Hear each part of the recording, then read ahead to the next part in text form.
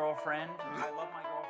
I'm totally fine with dudes jacking off to pictures of her on the internet. If you are upset by me admitting this, listen the fuck up. I love my girl so fucking bad. I let her squeeze her tits for 50 cents. I don't get mad. I just have some mommy issues. She has problems with her dad. So I grab the box of tissue, say hello there, Mr. And oh man, I'm totally familiar with masturbation from dudes who are fascinated by cam whores living with a cancer patient. The shit's pretty basic. You just gotta fucking embrace it and be the man of the house. For example, listen to this shit I'm facing. No more kissing without first asking for permission. Ian, get yo bitch ass in that kitchen. Ian, listen, Ian. She's always on OnlyFans, so I thought a gold subscription, so I can see how much of her pussy, tits, and ass I'm missing. Oh my gosh, I love my girl so fucking bad. But why she spread her legs and take this dick inside of her bed? What the fuck? You know what? I've seen enough of that crap. Time to file a DMCA. Hey, just call me mundane mad. Huh? Damn, bitch. Look at all of this damage. OnlyFans, bitch. Catch my bitch on Only fucking fans. Drop your pants, bitch. Scoop your dick inside your fucking hands. Quick, eye cups gives not a shit. You nut over his stupid bitch. OnlyFans, hit the switch. Grab your wallet. Click, click, click. Get the camera. Click, click, click. Out come the dick pics. I respect the tricks. Love my bitch. Much respect. All she's doing is showing her tits, so dudes out there can lick your smartphone, lick your laptop, lick your fingers. Yeah, it figures that she licks this nigger's black cock. Ian, ain't you meant to be some kind of cop? Cause from what I'm seeing, you ain't protecting fucking jack squat. So for the next content cop, my girl kiss inside of a cup, and I'll drink it up like a good little cop. Yummy, delicious, mommy. I love my bitch, but she's gotta earn her own fucking money. Yeah, I'll give you a kiss. Mwah. Now take everything from me, being a pathetic. It's not easy, but as long as she's charging me for that puss, my girl will never leave me. Think I'm lying? Don't believe me? Not sure she enjoys being with a fucking half-blind, bald-headed faggot in a beanie. Yes, I could probably learn a thing or two from leafy fag, like when it's time to fuck off permanently, cause all I do is repeat. If you got a weak shin, get the fuck out of that ring. I'll leave the bitch everything. Go to the store and buy a ring. God damn, bitch, look at all of this damage. OnlyFans, bitch. Catch my bitch on Only fucking fans. Drop your pants, bitch. Scoop your dick inside your fucking hands. Quick, eye cups gives not a shit. You nut over his stupid bitch. OnlyFans, hit the switch. Grab your wallet. Click, click, click. Get the camera. Click, click, click. Out come the dick pics. I respect the tricks. Pay the price. Respect. All she does is show her tits, so dudes out there can jizz. And I don't mind. Because, quite frankly, I'm a fucking degenerate piece of shit. I don't care. Fuck it. Ian, I-Dub, you are beta. What? Beta. You're beyond yourself.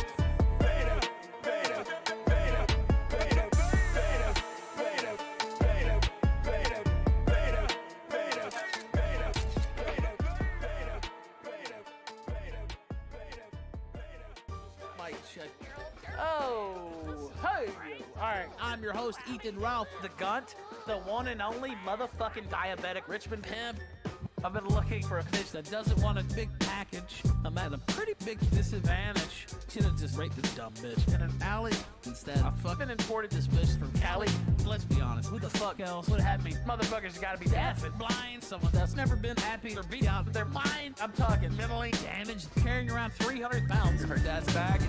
No average bitch, motherfucker. Average will only have kids with a trashy white fat bitch will eat fucking give birth on the same mattress. Where my dear mom and dad didn't remember what the therapist man said. Suppress the sadness. Don't be scared. It's that fucking misogynist. But even a bitch that's sick of dicks can hop on the gun quick and sit on my transgender clitoris. Point the other way. Let me sniff that ass so I can see the disappointment on your mother's face. When she sees that I didn't put on a rubber, hey, now she's got a couple retarded grandkids on the way. Can't believe she would willfully give this fucker laid. What's wrong with our goddamn junkie daughter's brain? Damn, I wish there was another way to explain. I just don't want this bitch to run away. I'm gonna be the world's best dad. Kinda like the fucking dad I never had. Son, you're gonna be butt fucking ugly, in fact. I know for a fact, cause I'm the world's best dad. I'm gonna be the world's best dad. Like a fucking million times better than that. You're gonna learn to be a false flagging fag boy. was fetal alcohol syndrome. All I did was feed her alcohol. No more thumb in the butt when I murdered the slut. Bitch, too damn weak to be a wife beater though. So just leave her at home.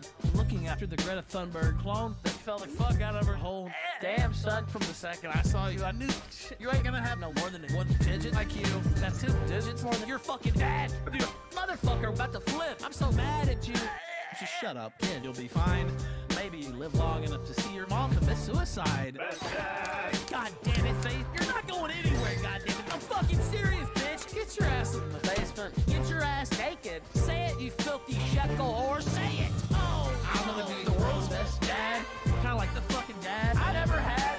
Son, you're gonna be butt fucking ugly, in fact. I know for a fact, cause I'm the world's best dad. I'm gonna be the world's best dad. Like a fucking million times better than Matt. You're gonna learn to be a false flag, a fag boy. Cause I'm the world's best dad. Hello? Matt, what's going on, baby? Who's this?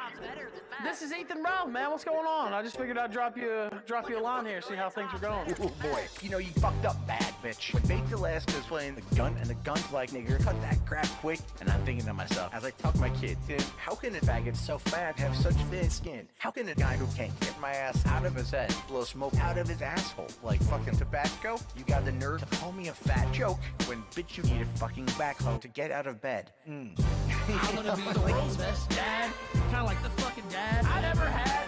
Son, you're gonna be butt fucking ugly, in fact. I know for a fact, cause I'm the world's best dad. I'm gonna be the world's best dad. Like a fucking million times better than Matt. You're gonna learn to be a false flag, a fag boy. Cause I'm the world's best dad. You fucking faggot.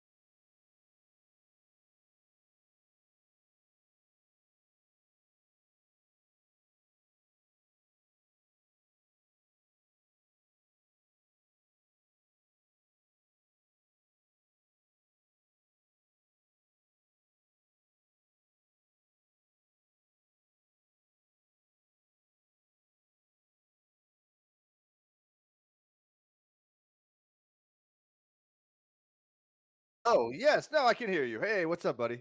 It's been a while. So I was like, oh crap, am I here? No, okay, I gotta unmute. I'm still learning this Discord stuff.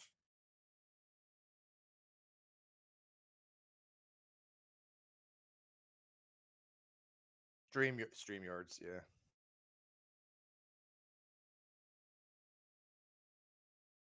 All good, man. All good.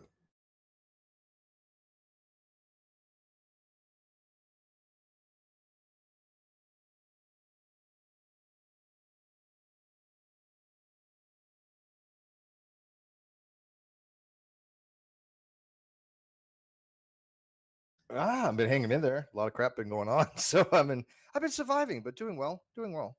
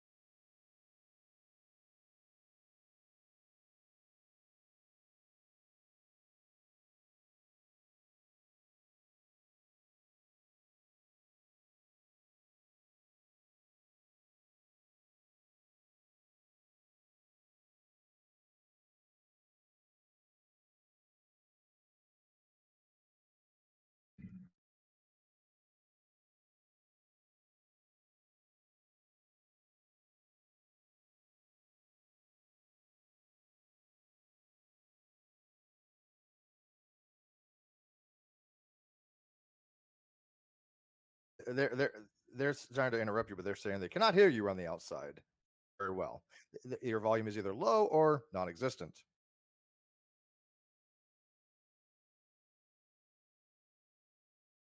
Will do. Okay. I don't know what happened, but OBS knocked off the microphone link. It should be fixed now. God damn. Well, I appreciate everybody. I do. Thank you for letting me know. Take two. Okay, so what I was saying initially was first the reason why you're a highly trained producer, and production quality is A+. Oh my gosh, I realized. Dude, I do this every show on the Non Sequitur. Literally, there's always an audio problem. It's like ubiquitous with OBS. I don't know how that happened though, because I haven't updated anything in OBS. I have not made a single change in OBS. And it does it itself. It's magic. It literally will go to defaults. It'll change filter. It's just weird shit on its own, man. Yeah, well, one day it wasn't picking up any of the audio from Discord, and it was weird because I could actually see the Discord audio queuing up, and nobody on the outside could hear what was going on in Discord. Weirdest thing. Like I don't know though. Like for the most part, OBS has been great, but every now and again there's a weird issue. But either way, It's fixed. Right, we can go. So what's been the big talk this for what 2 weeks now, a little bit longer than that, the trial. Now it hit kind of, I want to say, gosh, what would you call it? The highest point in this trial was definitely the cross-examination of Amber Heard, and I mean she was ripped to fucking shreds. It's been constant hashtags on Twitter, completely positive and in support of Johnny Depp, and just absolutely crucifying her. There was one positive hashtag that got started around the same time. You saw these like weird media outlets, not weird in the sense that like, oh, it's so strange, but like, names you've never really heard of, but they're writing like super positive articles. One of the most egregious that I saw was an article talking about never before seen photos with her daughter. And I'm like, bitch, are you really trying to throw your child in front of all of this criticism as like a shield? I saw that. I was like, this person is like, she's not a human being the way like most human beings are human beings. You know what I mean? Right? There's like something in her I think is just fucking broken. The word is called sociopath. I do believe she's a sociopath.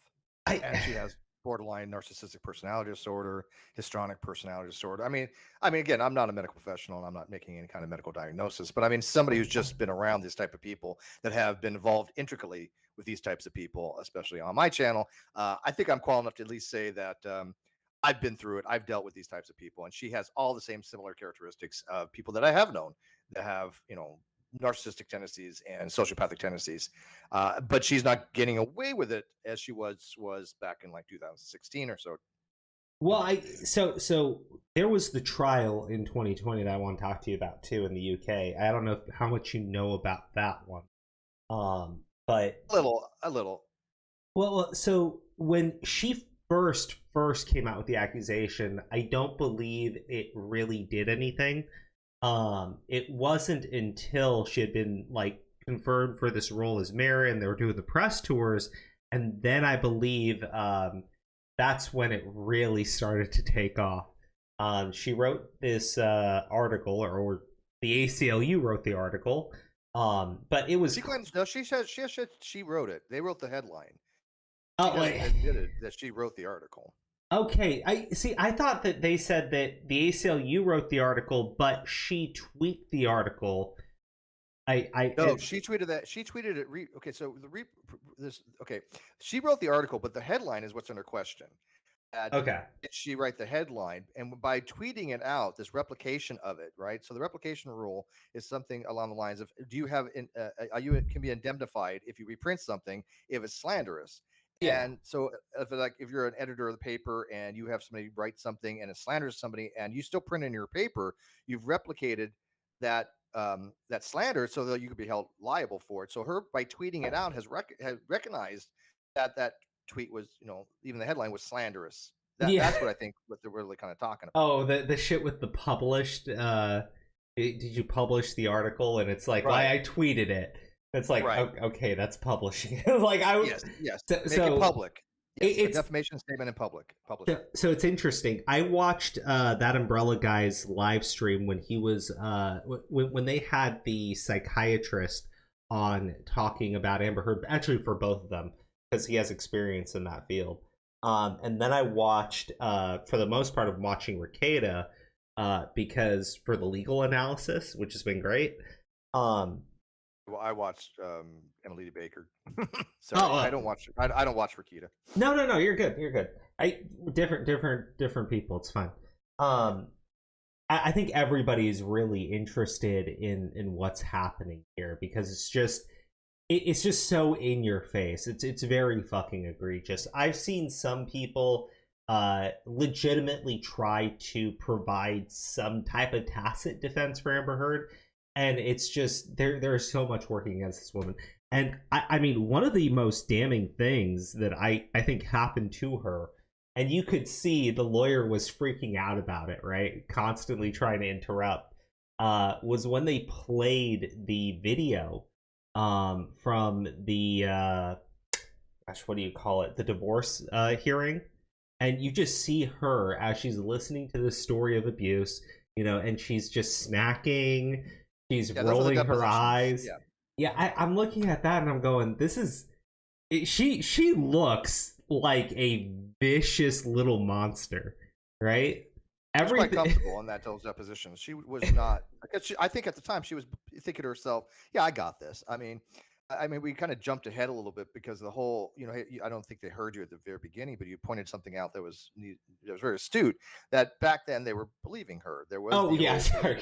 I know this is just so. It was very exciting to finally see years and years of flagrant fucking lies. I mean, so here, it's so fucking absurd. Because Amber Heard, during her divorce hearing, claimed one thing, and the UK courts was claiming another thing, and this court is claiming something else, right? She's constantly adding new details into shit, right? Stories are changing, like things that she has testified to. And it's ridiculous how this woman was getting away with all of it. Johnny Depp did literally nothing wrong. The only signs of abuse concrete signs of abuse. I'm sorry. I looked at the scratches down her fucking arm, right? And I'm like, bitch, you're telling me you got dragged through glass. I mean, come on.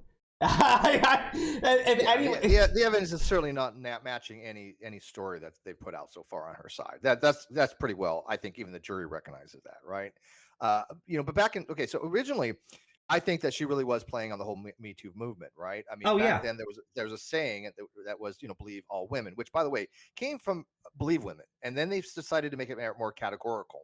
The original slogan was typically disbelieve women, right? Yeah, and it was more along the lines. It was just laconic statement or this aphorism that was supposed to point out, look, there's a disparagement between women that are actually raped and things of that nature, as opposed to false allegations, and that women generally fear for coming forward, reasonably so, right? I mean, obviously you come forward, you bring yourself out there, you could get more violence and you also have the ridicule, you have massive things that are against you as a woman when you have these types of things happen to you when you're physically and domestically abused or raped and things of that nature. And I get that. And these aphorisms are just supposed to be these pithy little statements that kind of bring attention to this, right? Even like Black Lives Matter. Nobody in the right mind goes around really and should be saying, hey, look, well, white lives matter too. That's always a given, right? That wasn't what the Black Lives Matter, aphorism was for. It was basically just to say, hey, there's a higher proportion of blacks being killed by police. There's higher blacks being racially profiled and being sent away for jail for lesser crimes and for longer periods of times. And so this was that response to that. And I get that, right? I get that the statement was there just to kind of bring attention to that. It was never meant to be, hey, believe all women or believe women without evidence. Never was meant to be that way, right? It was basically believe them to the point where we should investigate. And I stand by that. I think that's absolutely right. You should investigate. This is what happened with her though. When they were investigating, right? They had her do the depositions, and you saw how comfortable she was in those depositions, right? Oh my I mean, God. she looked Yeah. like she was like, I mean, she did have that duper's delight, that little upturn of the mouth when she was thinking about, oh yeah, when she hit him. And by the way, she's using weird semantics. Oh, I didn't punch him, I hit him. Oh, okay, that's no longer Yeah, can you imagine if I said that about an ex of mine? Oh yeah, I didn't punch her, I just hit her.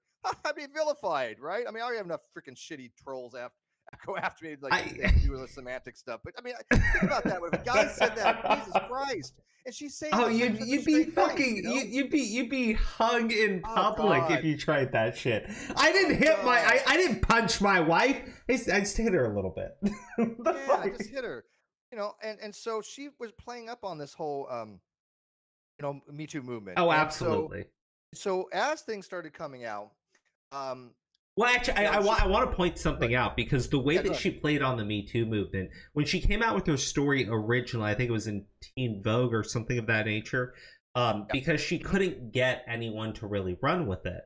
I believe it was when she started with the ACLU and everything. That's when it became a story in the Washington Post. But and by the Vogue just put out another article supporting of her. Oh my God.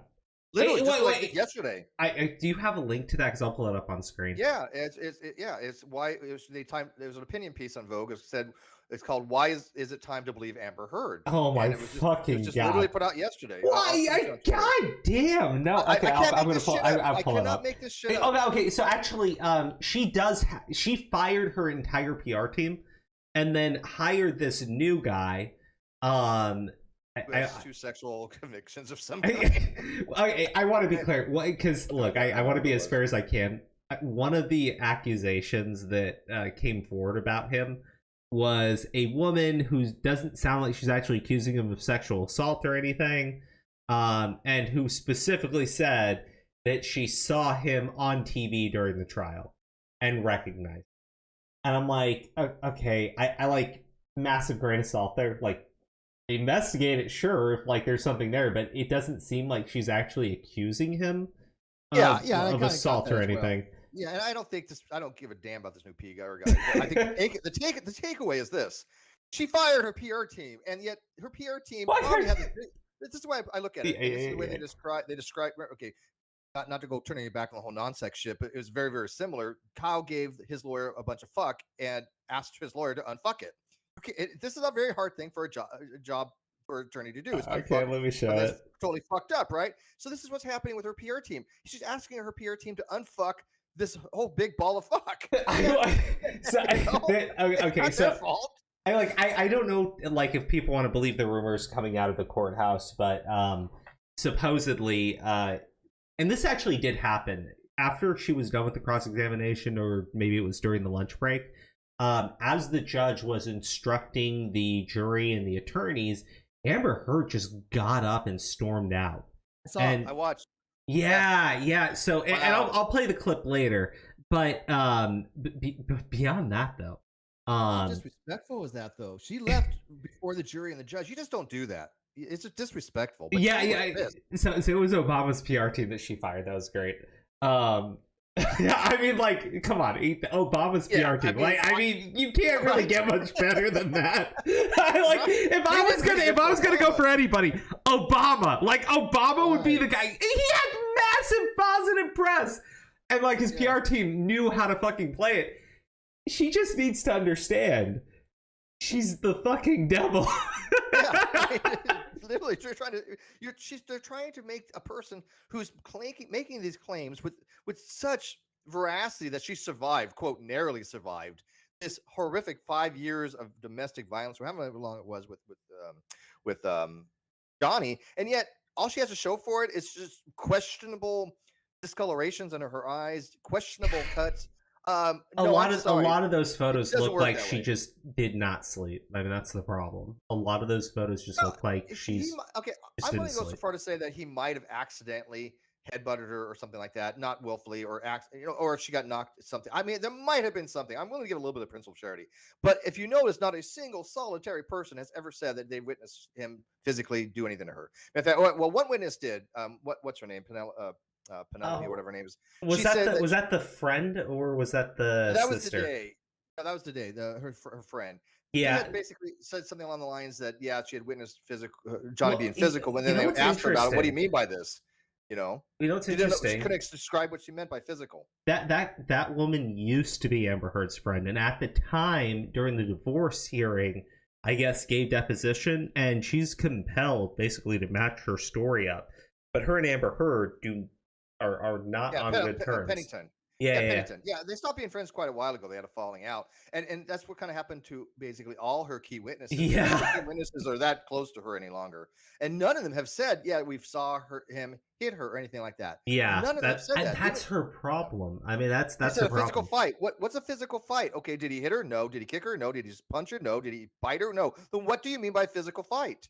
Well, so one thing that you were saying, how believe women turned into believe all women, same thing like Black Lives Matter turned into something entirely different.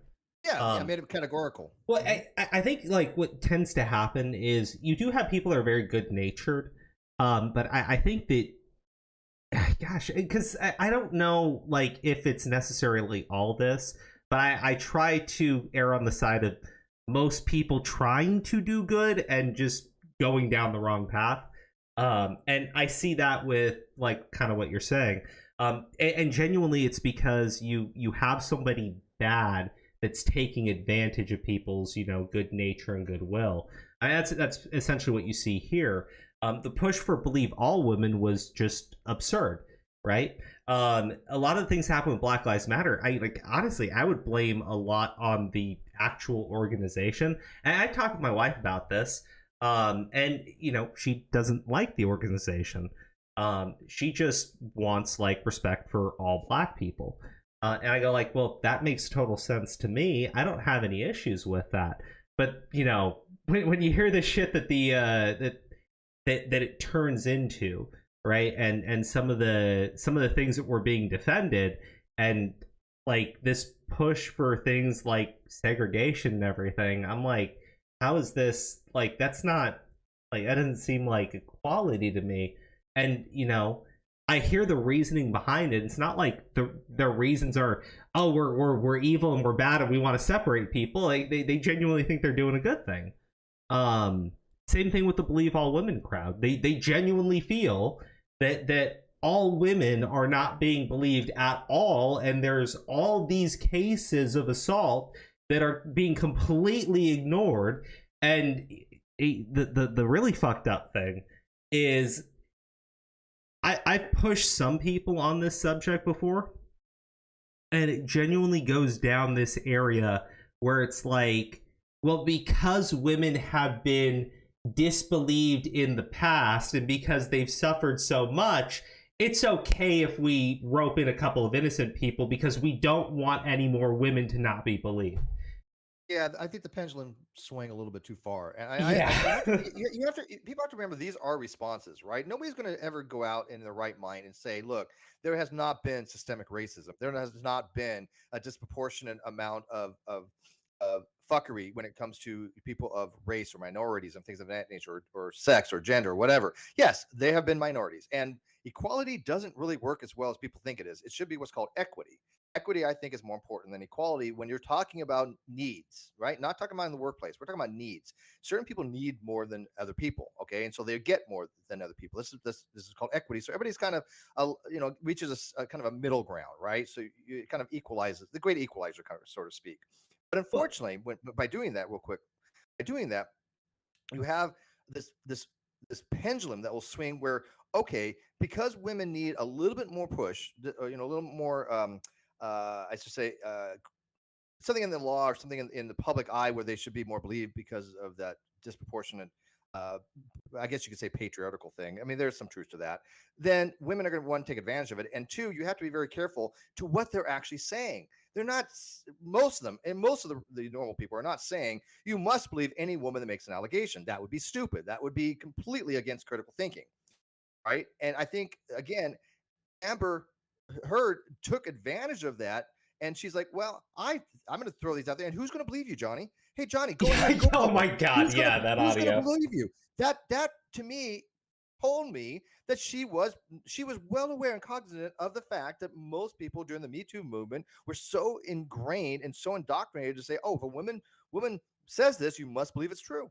See, like Right. the thing is, gosh, I would love to have a discussion with you on equality and equity another time because we get way off in the weeds. But like for me, I've always looked at it more as like class based. Generally, I always look like issues to help people that are lower income, and usually when it's like minority groups because they tend to be in the higher percentage of those of that class, that tends to help them out more than others. A complete relationship. That's usually how I look at it, because like I mean the thing is, my family's a little bit weird, right? Most of my family immigrated over from Jordan, right? And some of my family who immigrated over here, very, very, very successful, right? Just I can't really get into it, but they did very well for themselves. Other members of my family, dirt poor. So, like, if you ever came with a situation to help, like, help based on the group, based on ethnicity or something like that, I'd be like, well, that's completely wrong, because like you're gonna help people that don't fucking need it. Now, in this situation, I think that it's more like society. It's more like a societal change that they were talking about with believe women, believe like what that was supposed to mean. And look, I grew up in the 90s, and by the time I was an adult, like a lot of the shit that was going down, look, the believe women, like the Me Too movement, it came out of Hollywood with the Weinstein guy, right? Well, originally with the Weinstein, and then they brought it up again when it came to Joe Biden, right? Oh. It was what was her name that accused him? Tara Reid. Yeah. It came up again with Tara Reid. But it originally came out of the whole Weinstein thing. Because again, there were women that needed to believe. And again, the same thing happened with Cosby, right? No, the Cosby thing was nuts. Wait, actually, didn't somebody accuse Cosby as like a fucking joke, and that's what broke it? Like, I don't remember the precursor for it. Oh my god! But there were actual women that came forward that had legit stories to tell, and he was found guilty and convicted, and that's how the system should work. But here's the system, which is not a criminal case; it's a civil case, so it's not preponderance. It's not beyond a reasonable doubt. It's preponderance of the evidence. She just has to convince the jury that what she was saying was basically true, and that her op-ed is true, and that she was the victim, and he was wrong about that. Now, there's some problems with the whole defamation thing, what constitutes defamation and what constitutes malice and things of that nature. Yeah, Johnny originally had a really uphill battle. It sucks because a lot of people like Johnny, they like his movies and things of that nature.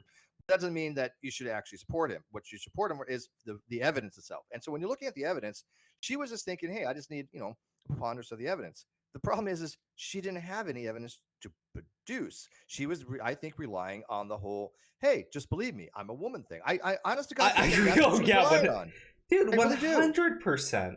Look at some of the evidence that she presented in court. It's comical. Well, for them going through the apartment, and it's ridiculous because like they tried to set up this scene like he went on a rampage through the apartment, and there's no damage.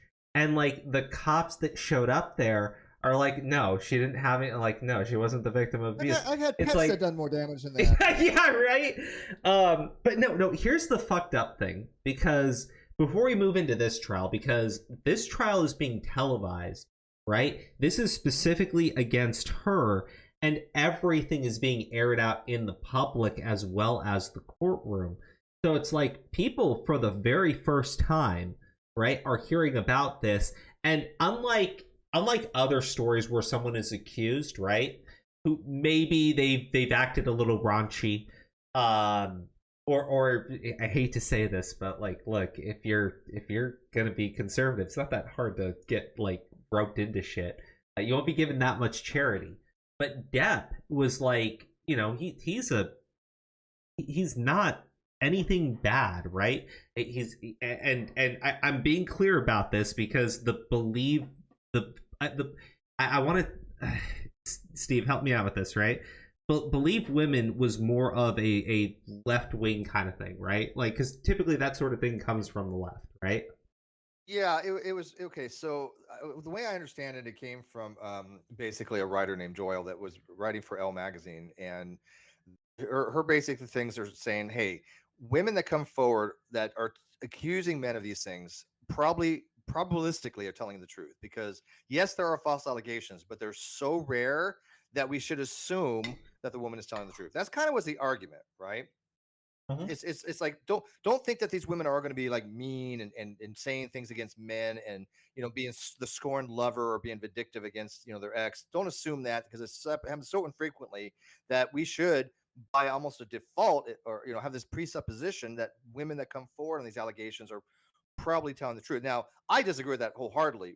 You know, I think it's a very poor way to approach epistemology, which you know that I happen to like, right? I happen to write a blog on epistemology. So I think that's a very poor way to approach critical thinking.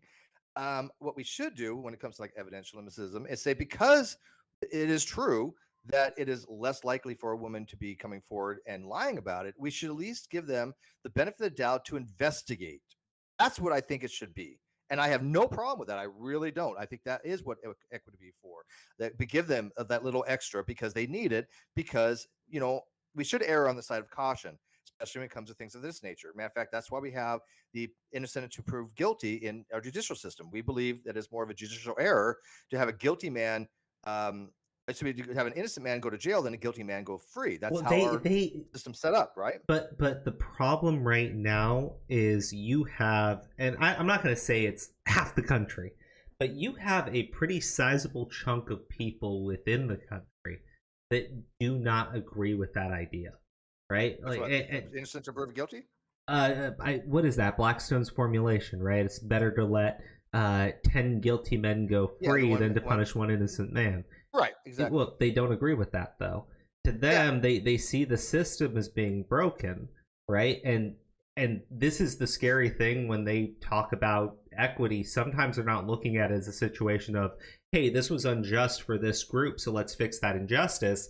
They look at it as, well, that group was overly privileged, so let's just punish them more.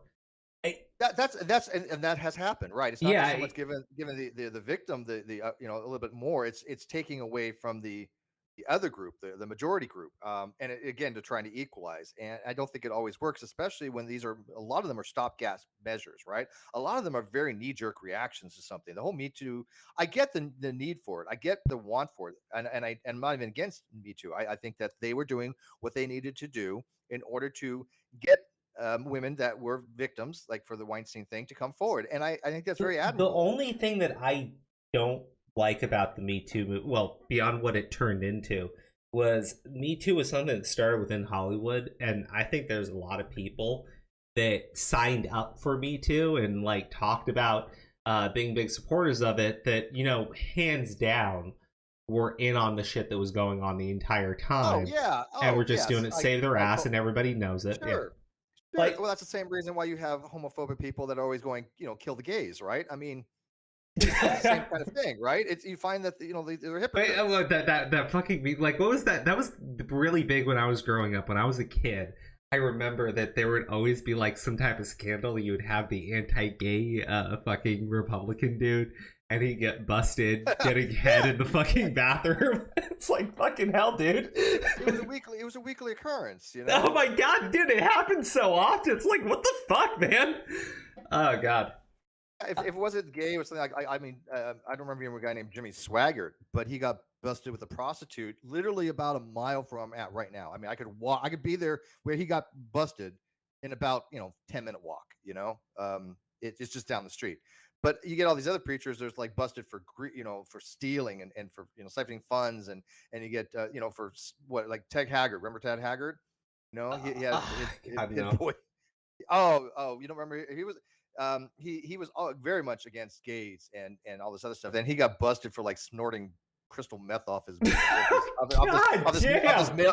Yeah, no, he had this male prostitute, and I guess he got busted for like smoking or sniffing meth off him or something. I don't know. It was weird, but I mean, he was gay. Oh god! And the thing it sucked about it too is like every fucking time they would drag their families out with them, and they would like give this whole speech about how they care about their wives and shit. And it's like, that woman probably just wants to like stab him in the heart. It's like, God, forgive me. I had a moment of weakness. I sucked a dick. Oh my god. It's hilarious, right? Because like, dude, here, like, man, you want to like fucking campaign for that type of shit? Right, at least don't be sucking a dude's dick. Like, come on. How hard is that? It's the hypocrisy. Look, the people that are homophobic, that are outright bigots, look, okay, they are who they are. I think they're detestable. I no way agree with them, but at least they're consistent. I hate inconsistency. It bothers me, right? And like a little basic logic. Honestly, you have to have consistency. I think there's far less of it. Because when I was growing up, I remember, and I grew up in California, which typically is seen as being. I'm in California right now. Okay, yeah. Back when I was growing up, it was, you could say a lot more shit, right? And it wasn't that bad, right? But people forget though, California, when the right for gay marriage came up for a vote, California turned it down. Everything that happened with gay marriage in the country was all done through the courts. Like now it's at a point where like everybody accepts it. But back when I was growing up, it was still like no. And I don't left the church because of that.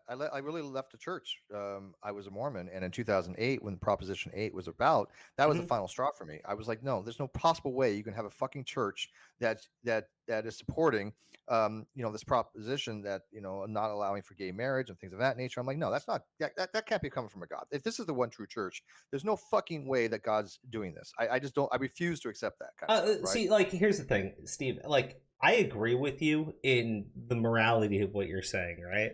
Mm-hmm. The legality of the argument, I'm not entirely sure I agree, but I think that they're fucked on that argument anyways, because they tied marriage into law, right? Right. That's their big problem. Like and this is an argument from like the religious conservatives, which are for the most part dead.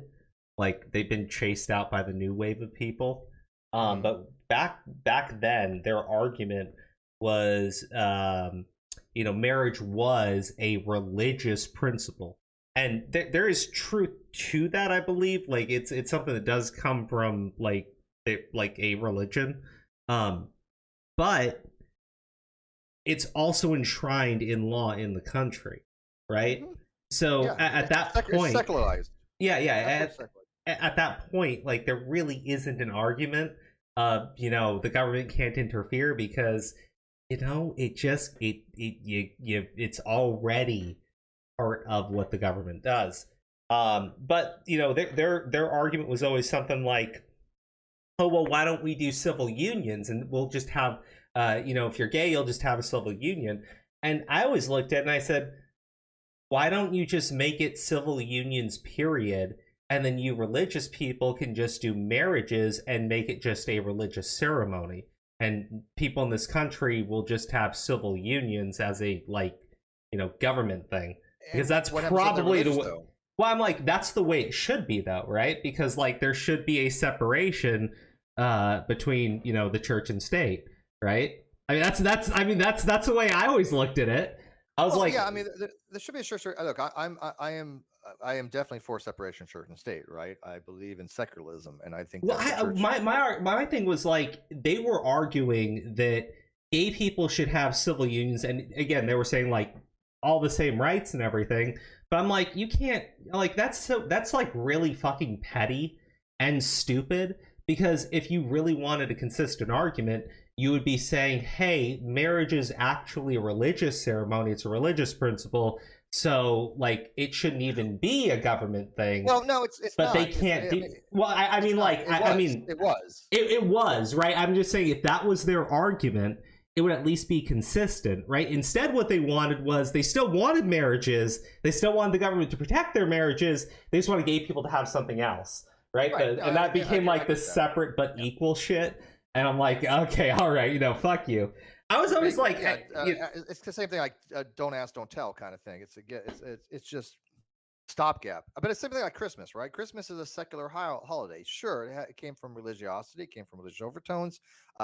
Nobody sanctifies Saint Nick. Nobody believes, nobody who is not Christian is going to say, oh, Christmas is, dealing with, we're going to celebrate it as the birth of Jesus, which wasn't around December 20th, 25th anyways. But the secular side of Christmas is long since established. It is a secularized holiday that people celebrate. You don't have to have a religion, or you don't have a belief that Jesus even existed, which I think that he did. I think mythicists are kind of out to lunch, but it is a holiday that's recognized as a federal holiday. It's been secularized, and I think marriage is the same thing. It's been secularized. There's no reason to call it a civil union, because then you are saying, hey, look, you're not good enough to have it called an actual marriage. We're going to label it something else for semantic purposes, just to make these religious people feel better about themselves, and I'm not cool with that. Yeah, no, look, my thing is, like, if you want to make an argument that gay people shouldn't be allowed to be married, right? Like, you at least need to be consistent with marriages shouldn't, marriages should not be like a government thing, right? Because if you want to say it's a religion, yeah. And then I would said, like, okay, you're being consistent. Instead, it was like, no, we want to keep our thing, and we don't want somebody else to have. It's like, okay, all right, asshole. I totally get you on that. At least they would be consistent. They'd be wrong, but they would be consistent. And I prefer consistency, obviously. Yes. Yeah. No. Like when I see inconsistency in someone's position, I'm just like, okay, I think you're being. I think a lot of that plays into like greed. Like, you just want something, so you're willing to like. Happening here. Oh yeah, Heard, yeah. Right. Yeah. The Amber Heard thing. Okay, so when she comes out with the Washington Post story, the reason why she got so much traction with it was because she was directly targeting people in Hollywood, right? You didn't believe me. You punished me, right? That type of shit, right? And if you're in Hollywood at the time when all these people are getting called out, right? Because of fucking Weinstein, and maybe you're connected to Weinstein, and maybe you did something and you don't want it coming out. It's like everybody just went ahead and turned their fucking backs on death at that point. And all it took was her word. Yep. And that's why he's suing, though. I mean, he was cut out of the Paris. Yeah, but this was in 2016, I think. 2016. Yeah, but this was in 2016, Steve. Right? We're in 2022 right now. It takes 6 years for this man to have justice. And this is before the trial's over. But I will say, what's happened in this trial so far 100% has redeemed this man's reputation. Like, in the public eye, absolutely in the public eye, right? And here's the thing: as you know personally, I was falsely accused in 2019, right? And I am suing that person. I've already started litigation. I didn't want to ask you anything about it because you. Oh, you can ask me anything you want. No, go ahead, take your shirt. It's all out there. You can ask me anything you want, man. But this was a similar thing where somebody was writing that Me Too movement, hoping to get traction out of it. Unfortunately. It requires something called evidence, and when something that did not happen, right? You either you can't produce the evidence, or two, you have to fabricate it. There's no other options, right? We saw this exactly with the Non Sequitur Show lawsuit. Kyle fabricated evidence. Why? Because he didn't have evidence, right? He had it literally fabricated. He got busted. Had 2 counts of criminal contempt. Screwed over it as well as he should have. I don't know what the ramifications for Amber here are, but at least in the public arena, right? Depp is being vindicated. Same thing with the reason I started litigation, no matter whatever happens with it, I am starting to get vindicated. It is that, Steve was willing to stand up for himself and not let some bitch, and I use that word strictly as pejorative, as somebody who's willing to go and lie about a man, right? Because I definitely don't think all women are bitches. But when you have that word is the only apropos word I can figure for somebody like Amber Heard to actually lie under oath about death. And same thing in an affidavit. The person that I'm suing, she lied on an affidavit. I mean, I think it's pretty apropos. Beyond that, though, and this is the fucked up thing. When you look at how she punished him when it came to money, the the money was going to be donated to the ACLU, right? They had this agreement. Yeah, ACLU and that other organization for kids. Yeah. Yeah. And so Johnny Depp's accountant was like, okay, well, I'm going to make the payments out to the charities as per the agreement. And so he makes the first payment, and the attorneys bitch out his accountant. And that accountant clearly didn't like her. His testimony. Oh, I yeah. loved. Oh my god! When he was going over the list of demands and like how she kept going back, I was like, oh god.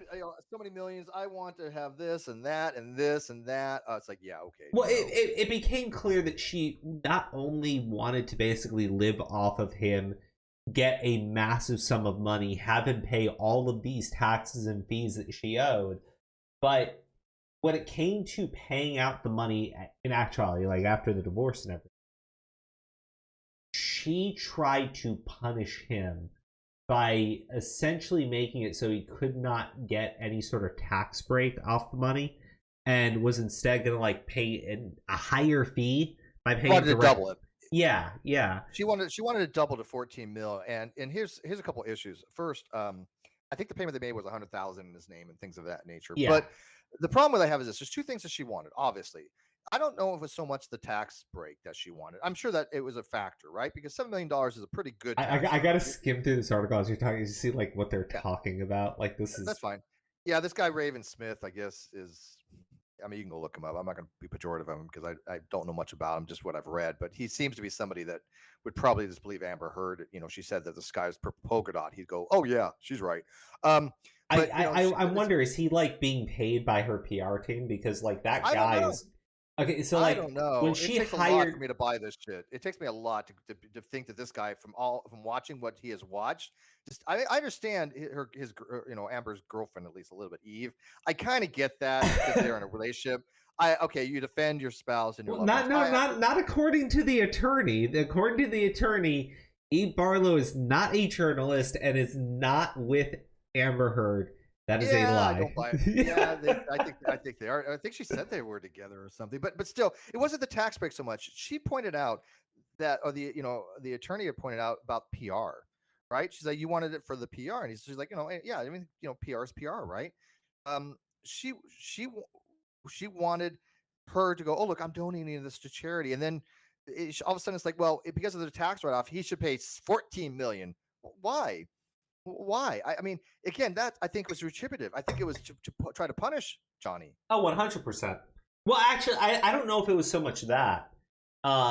It was, you give me the money directly, or else you will pay double, right? Yeah. No, it was just about getting the cash from him. Like everything everything this woman did was extortion. Why wouldn't he pay?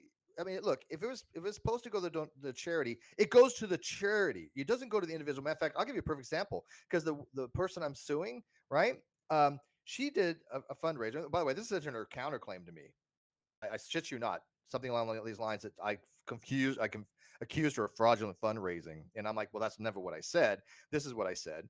That it is odd when you have a charity like Ronald McDonald's Clearinghouse, and you have the funds go to your PayPal rather than directly to the charity. First of all, Ronald McDonald must clear all charitable contributions. If you have a fundraiser for them, they must clear it. They must give you permission to do it, right? But if you're having something that's going to a charity, you have the funds go to the charity. You don't have them to your PayPal. I question this, as did other people question this. She's suing me for slander on that. Because I question something that every person in the right mind would go, what?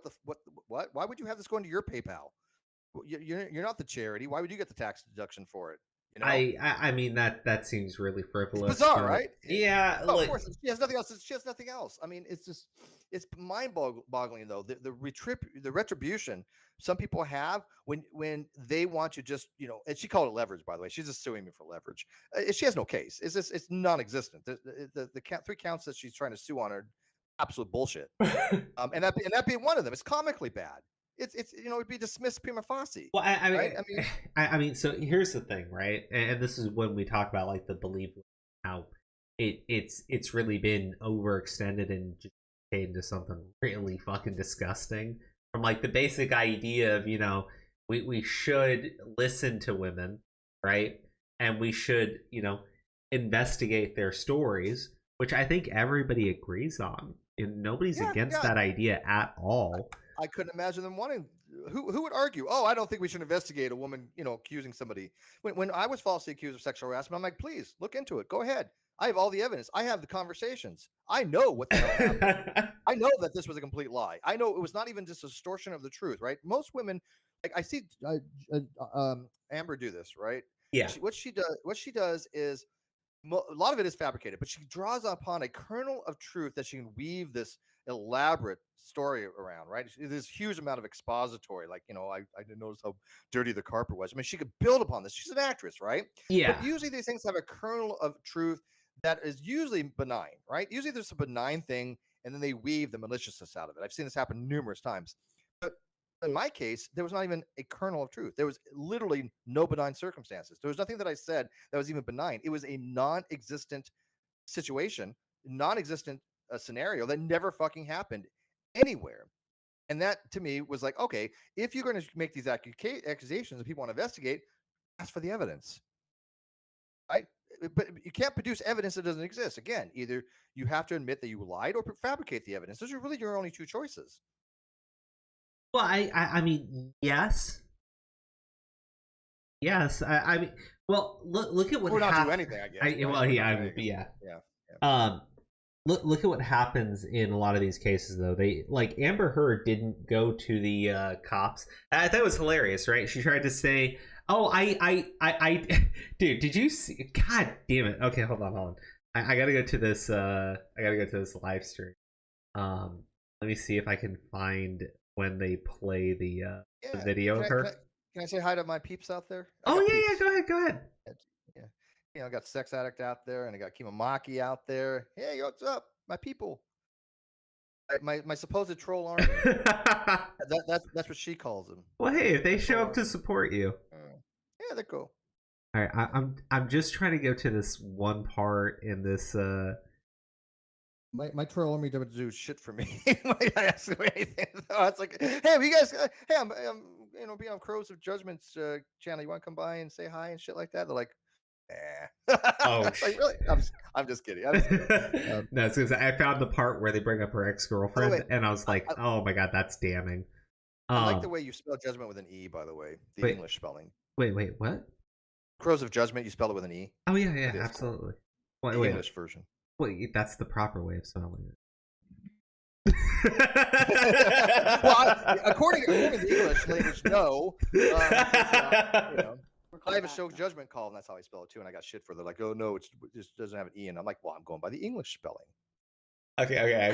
Look at her eyes. Look at her eyes. Oh my god. I found it.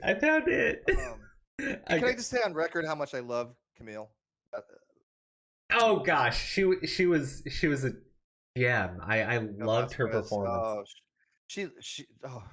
You could hear the contempt in her voice. That's what I loved, right? They could not find anybody better for the cross. Nobody better could have done a better job than Camille did. I think. Well, I mean, clearly she got to Amber Heard because afterwards, Heard got up and she just stormed off. Again, it's impossible to know what happens in the sidebar, and impossible to know what goes on behind the scenes. But I'm probably going to guess if I had to make informed decision, informed opinion on how these things usually work, I would think that her lawyer probably at least tried to get this stuff be inadmissible, right? That she did try to not want this into evidence, because this was some damning shit, and we'll get to it eventually, I'm sure, about the whole TMZ thing. That was damning.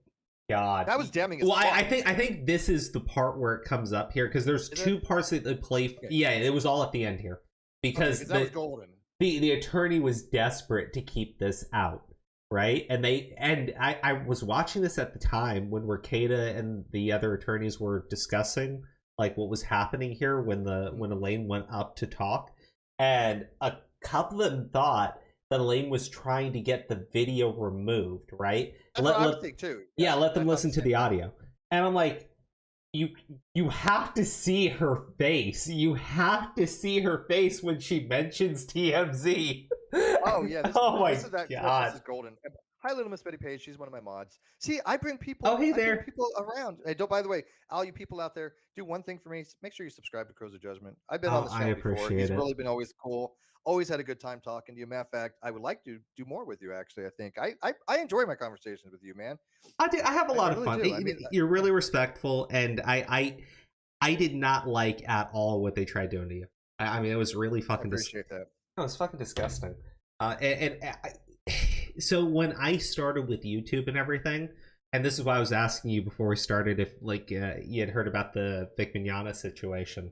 When I started on YouTube, I had no intention of covering the anything to do with Me Too, right? I really knew nothing about it because I'm like a total fucking weebo nerd, right? Like I watch anime and shit. Like I like watching movies, but like old movies and stuff. I wasn't paying attention to anything that was going on. But you know, the Vic Mignogna situation I knew about because he was a voice actor in a couple of series, and I really liked his work, right? And I was like, this is pretty nuts. And you know, I'm looking into the story and I'm like, well hold on.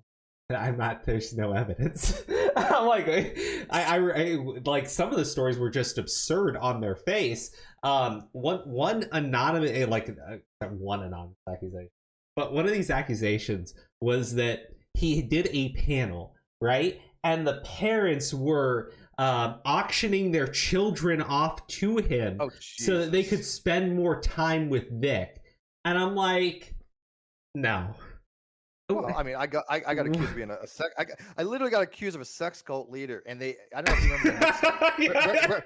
It's so absurd, dude. Remember the NXIVM scandal? The whole NXIVM. Yeah. Right. All right. So the guy that broke that was an American journalist by the name Frank Parlato Jr., and you can go look it up on Wikipedia. And they actually contacted him and tried to get him to investigate me as a sex cult leader. This guy Frank was listening to them. They actually had him in a hangout, literally in a hangout, right? Talking to him, trying to get them to investigate me as a sex cult leader. I'm like, where the hell's the sex going on? I'm missing something here. Don't have a sex cult. There needs to be some sex, okay? And I ended up talking to Frank, and Frank was just like, yeah. And by the way, I went to I wasn't really that interested in it because he can't really investigate, everybody that calls him and talks to him because, I'm sure he'd be overloaded. But he went to my channel, and he told me, he's like, yeah, I watched some of your videos. You seem really rational, and I liked your stuff. And he was the first person on my channel as a guest when I brought back the Non Sequitur show. So, I mean, it worked out of my advantage because then I got a guest out of it. But these allegations are so absurd that you see out there on the internet, and yet people will believe them blindly without evidence. And I don't know. I think what it is, it's like they give you a story, right? And they just play to your emotion.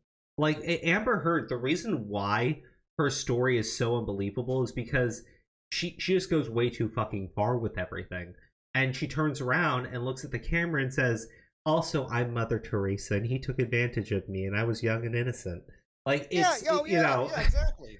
There's so many different stories. It's like trial balloons. It's like throw out against the wall. We'll see what sticks, right? But the people that are telling the truth, like myself and Depp, his story has not changed. People that have known me, my story has not changed. Not one fucking iota. Well, it's like the Bible. Nothing has been added or taken away, according to So like. Like the thing that I noticed when Depp had his witnesses coming on, their stories were all consistent with his own, right? Like Amber Heard and her witnesses, like the witnesses are for the most part saying what she wants them to say, but they're not really connecting the dots like they need to. Yeah, I told you, I listened to the background most of the testimony today. It was just it was boring. Yeah, it was boring to me. But I did glean this much. They are consistent for the most part in a general overview. However, there is some major inconsistencies between some of the testimony that has been before and the affidavits, because like who was actually the aggressor and who was actually being attacked at the top of the stairs with their sister and Whitney and things of that nature. There's some problems there, and I think those are going to come out in Cross, which again, I think Cross is magical in this particular case, right? But yeah, show this video because this is where the TMZ is. I swear to God, this is the moment when somebody had. Well, let me make sure about the right. Fucked up. Let me make sure about the right thing, because, like, God damn it, it's just so funny. Yeah, and by the way, it's one of my mods had mentioned to me just now that that idiot that was trying to get me branded as some sex cult leader thinks the whole Ukraine war is a vast conspiracy. That's not. So that tells you that guy's mindset, right? And he's anti-vax too, and. I'm surprised he's not a flat earther. I think eventually, by 2023 he might be. Oh my god. Let me ask though, like, because this whole Pfizer. Oh my god. Never mind. Can't talk about it. Again, I want to. No, we can't. No, we can't talk. We can't talk about it. It's YouTube. We can't talk about it. Never mind. Yeah, can't talk about it. Sorry, YouTube. It's like now we've been in an interesting conversation. Never mind. Forget it. We'll bleep that part out, YouTube. Please stop. I didn't say the name. Damn it! See what you've done, Crow. Oh my god. Yeah. No. Okay. All right. So no, this is the part where she is like listening to her. This is them listening to the deposition from 2016, and her listening to the audio and just being ambivalent the entire time. I'm trying to. Well, the part with the whole TMZ was later. It was a little later on in the day, if I remember correctly, and when they got to the deposition part, it was pretty much that was around the time when they wrapped up with her. So here we go. To tell Johnny. Okay, yeah, here we are. That is in front of me right now. 2016. I'm having to watch it on the outside, by the way. So. Here, let me fix that for you. I'm sorry. I have it shared to Supergun and Okay. Now I can see the inside. Oops, shoot! I just closed the stream there. Oops. No. I closed it. Oh, you closed. Okay. Yeah. No, I had it set to Supergun. I'm switching it now. There you go. You should be able to see it. Yeah. Yes, thank you, kind sir. Okay. All right. I think this is the entirety of it. But everything that happens with this deposition, with this tape, is magical. But this part is the best. Jerry Judge, quote, "I'm desperately trying to reach Johnny." She looks like Okay, wait. Let me give context for people who don't know what's happening here. She had just gotten her TRO, right? And or she was about to get her TRO, something of that nature. And she was going down to file for it. And the story had been leaked to TMZ at this point, right? And she was trying desperately to contact Johnny Depp for some reason. Now, she denies leaking the story to TMZ. This is her deposition from 2016, and it's kind of funny. Sociopath. Important. Please tell him. I remember sending the text message that is in front of me right now to Jerry, and I remember sending this because I wanted to tell Johnny or have him told by Jerry or someone who knew him or was close to him. Basically, I didn't want him to find out online that I had or was about to file, or I had already filed for divorce. I wanted him to know verbally. So I was trying to reach him through a third party to tell him. When I say reach, I'm specifically saying I would like him to know information coming from me or coming from Jerry, from me, so that he finds out about the divorce filing or my intention to do so from some other source other than TMZ, which was alerted. Right there. I love it. Oh, it's so good. You know, and it's so funny because again, she just covers her face. Yeah, I'm not a body language expert, but I don't think you have to be when she has never done this before. I've not seen her in deposition make this she knows right? she's fucked. She covered her mouth as instinctual as holy fuck. What the hell did I just do? Because you're in deposition, right? You can't take this back. These things are being recorded. Matter of fact, you know, in the non sequitur case, the depositions are there. We have the transcripts, right? Everything that the lawyers have said and that the people who didn't depose, like Kyle, we have what they're said. You can't just strike that from the record. It doesn't work like that. She said something at that point that had been alerted. Done. Game over. And her body language clearly was like, "Oh, holy shit!" And then she's trying to put her face there, like make it like she's wiping something away. And I love the fact that Camille did not really hit on that. She didn't really need to. She let the jury just focus on that very point right there. Okay, you fucked up. They were alerted, and it was you that alerted them. I think is brilliant. She did not need to treat that jury like they were, imbeciles or infantize them. She treated them as, hey, look, here's a jury that's going to see, oh my God, she knew she fucked up then, right? Well, here's the thing, okay? This is back in 2016, right? Mm-hmm. I don't think Johnny Depp really pressed the screws to her back then. Like, he clearly didn't, because she clearly knew back then that she fucked up, and they didn't seize on the opportunity. But I also think that she thinks this was probably going to be repressed evidence, or that she would be able to spin it. Because continue on and listen to the way she tries to spin it. It's comical. Everything she tried to spin was comical, because it wasn't okay. I'm trying to let me just post this, because I realize I haven't had the tipping link sent. So we got fully demonetized, and we've been fully demonetized for like 3 months now. And I the only way to get it back is I have to delete. I have to do certain things that I don't want to do, essentially. And in the meantime, are they making you do stuff? Are they violating your autonomy or something? Well, basically they won't pay me until I do something that I don't want to do. Really? Oh shit. That's messed up, man. No, some of my videos, I don't know even why. I had one video that was completely innocuous. Most of my stuff, I wouldn't think it's controversial stuff that I talk about. It's really not. But I can understand some of the topics maybe not for everybody. I understand that. But I had a video that was completely G-rated. I mean, there was just nothing that YouTube could ever say is not monetizable. And that was like something that got demonetized. It was really bizarre. I don't know how their algorithm factors these things in. Now, every single time, except for I think twice this year, every time I've done a manual review, they've approved it. But I don't know who's doing the manual reviewing, because the one video that was to like confirm my manual review, I'm like, what the hell's in this video? There's nothing here. See, Steve, let me. It's like kids playing with yarn. Okay, let me tell you a story, right? So there's a guy. He's got like 1 million subs and shit, maybe a little bit. I can't remember. And he accused another large YouTuber of trying to or threatening to kidnap somebody's children. Is a little absurd, and we talked about it. And originally the video got flagged for harassment. I never did anything about it, because I'm like, well, it says I get 1 warning and this is bullshit, but like, I'm lazy, right? Was it a community guideline strike? Yeah, okay. But I'm like, okay, I don't need to fight it, because it says I get 1 warning, right?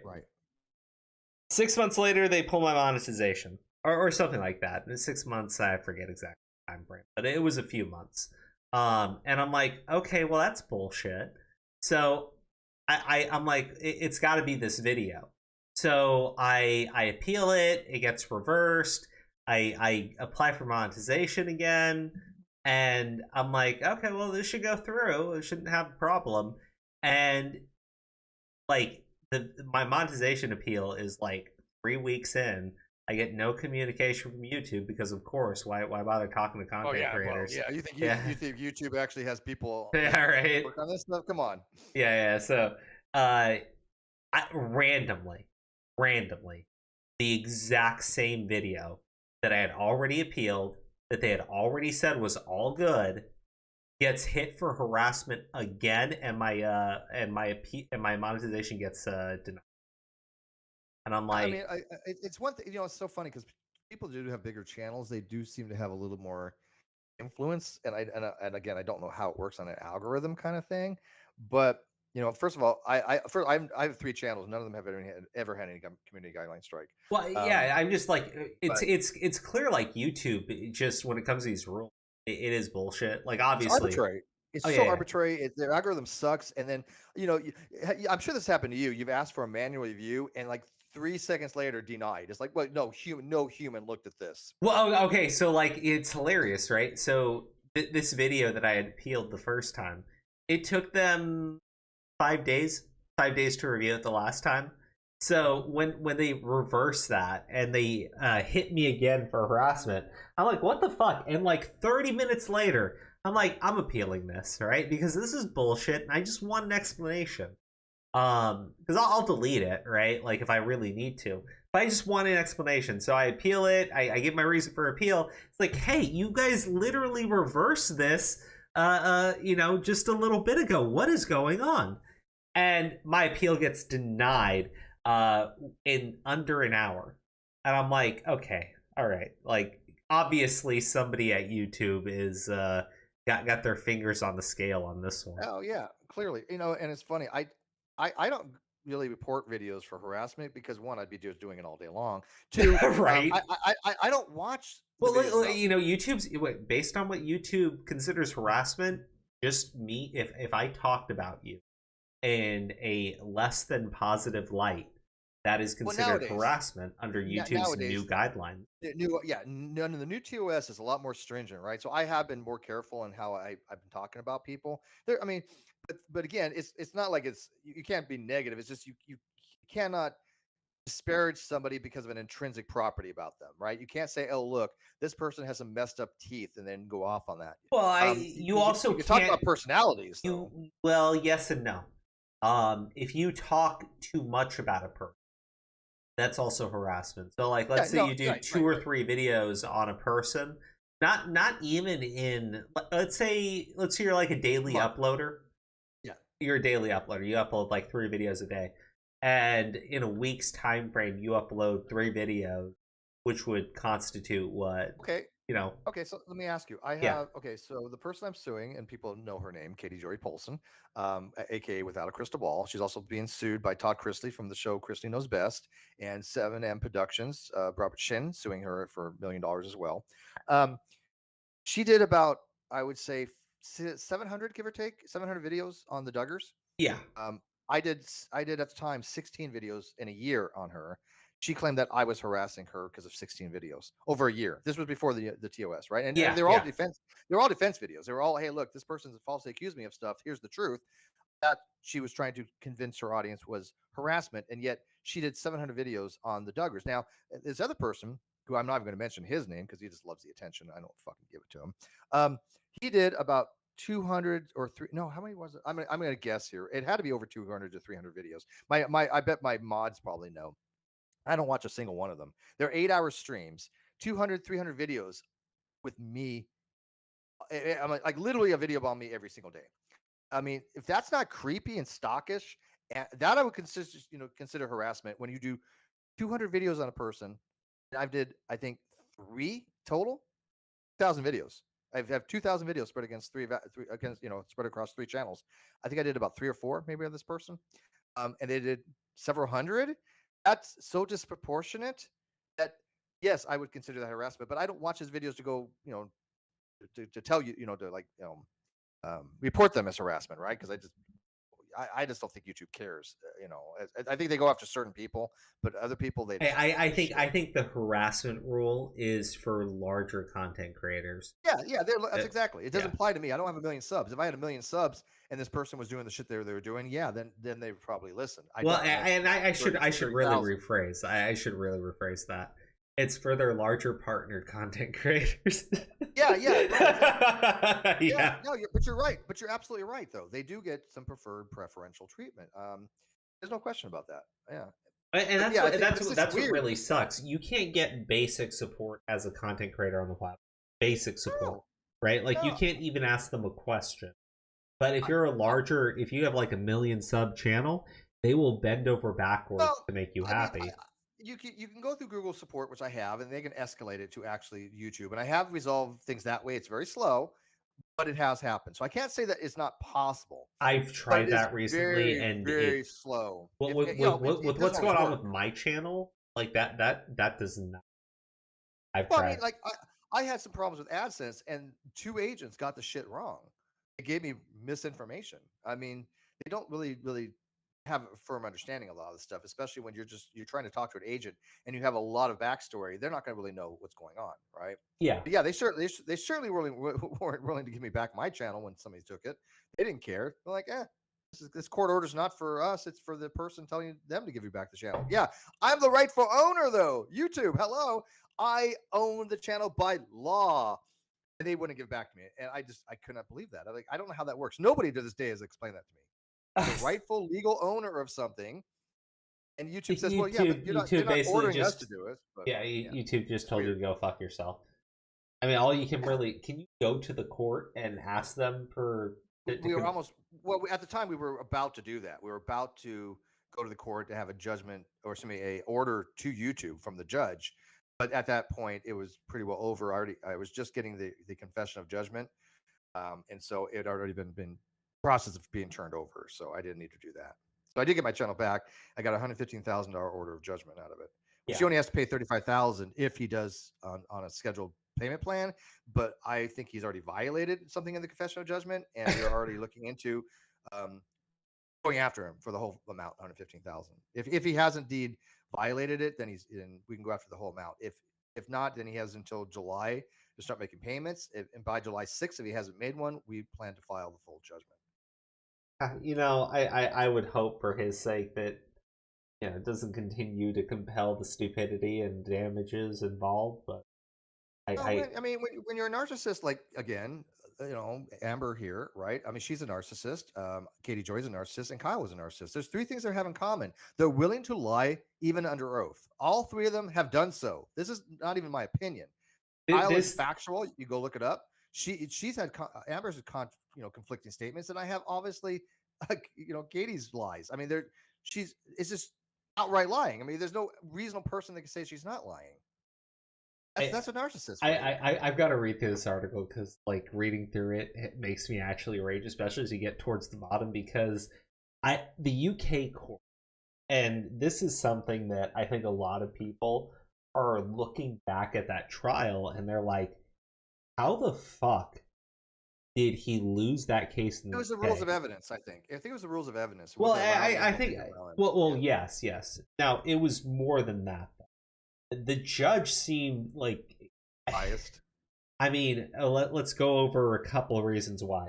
One, the taking the massive shit on Johnny Depp's bed, right? Okay, so this is to my understanding the UK judge's reasoning on why that could not have possibly been Amber Heard and must have been these little tiny little Yorkies, right? Who are the size of the lump of shit that was on the bed. Amber Heard was alone in the room, and therefore, had she been the one to take the shit on the bed, she'd have been the one to have suffered because she was the only one there and would have had to deal with the smell. So therefore, it must have been the dogs. First of all, I don't understand why the judge would be the finder of fact in that matter. I don't get that.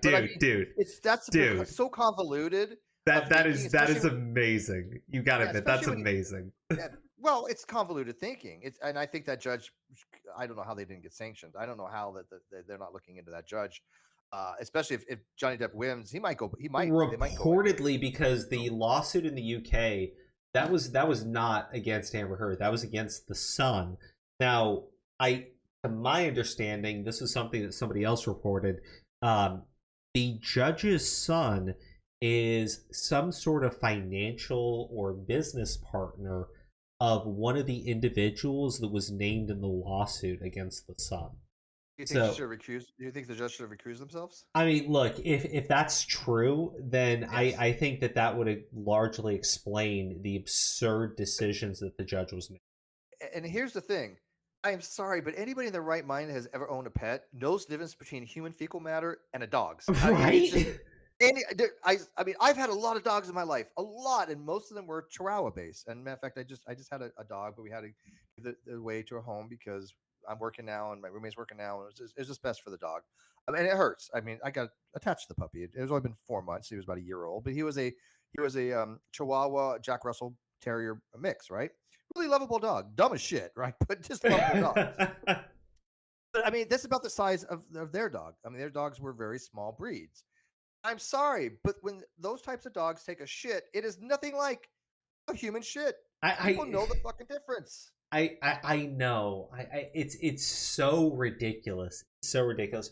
But that was not the only absurd decision by this judge. We all know about the money, right?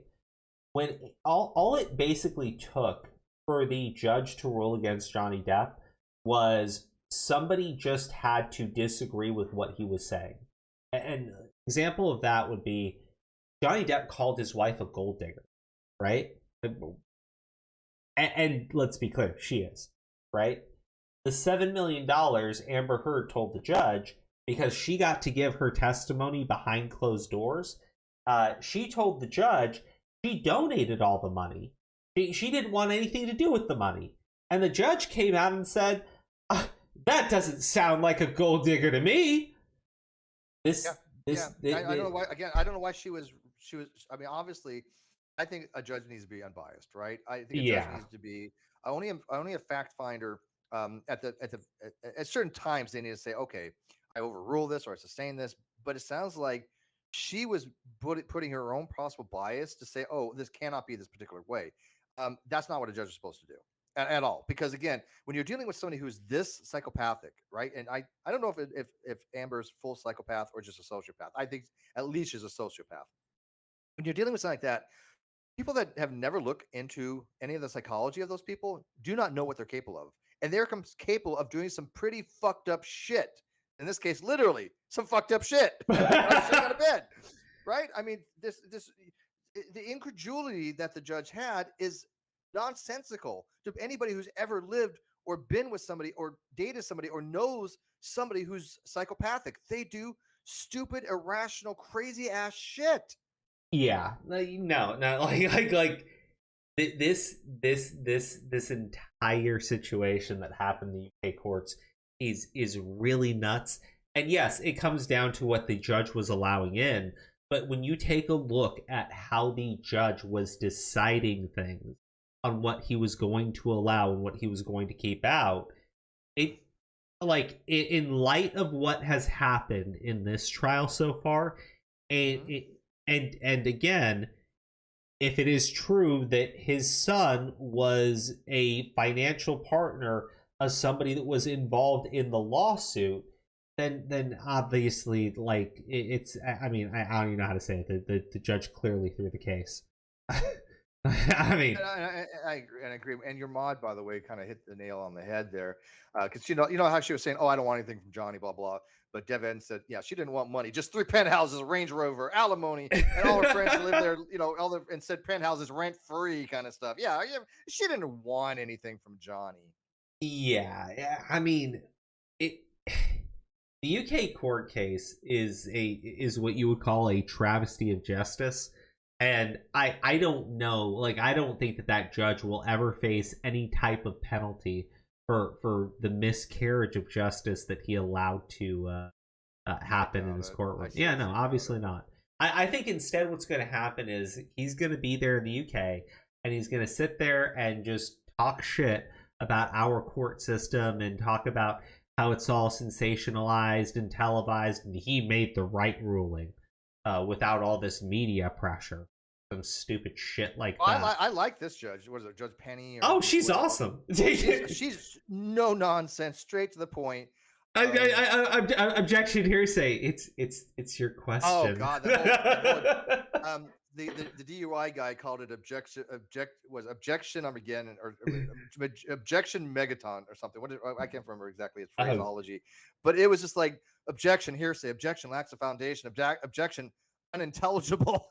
It's like, oh God, her lawyer needs to think her life's choices. She might retire after this, and I'm sure her lawyers are sick of her. And I don't blame her lawyers. No. Look, wait, this bitch is basically being accused of being like the Antichrist, and she gets an attorney called Roddenborn. Yeah, come on. Yeah, but I mean, you could tell it was just her when her lawyer was like, "I'm trying," and Camille was like looking over, going, "What the hell? What?" She's just like, "Oh my God, is your lawyer giving up?" She's like, "I'm trying," and the look in Camille's face was golden. You know, well, Elaine is where her defense is at. So Elaine, to my understanding, is her attorney, and she's the one woman that Amber Heard has never fired. And Amber Heard tends to get rid of people pretty quickly.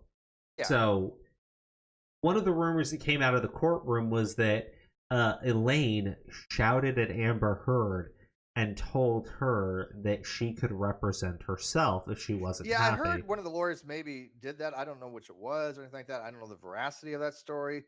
I'm willing to believe it only because in the middle of the trial, Amber Heard fired her entire PR team because of the shit that was going on.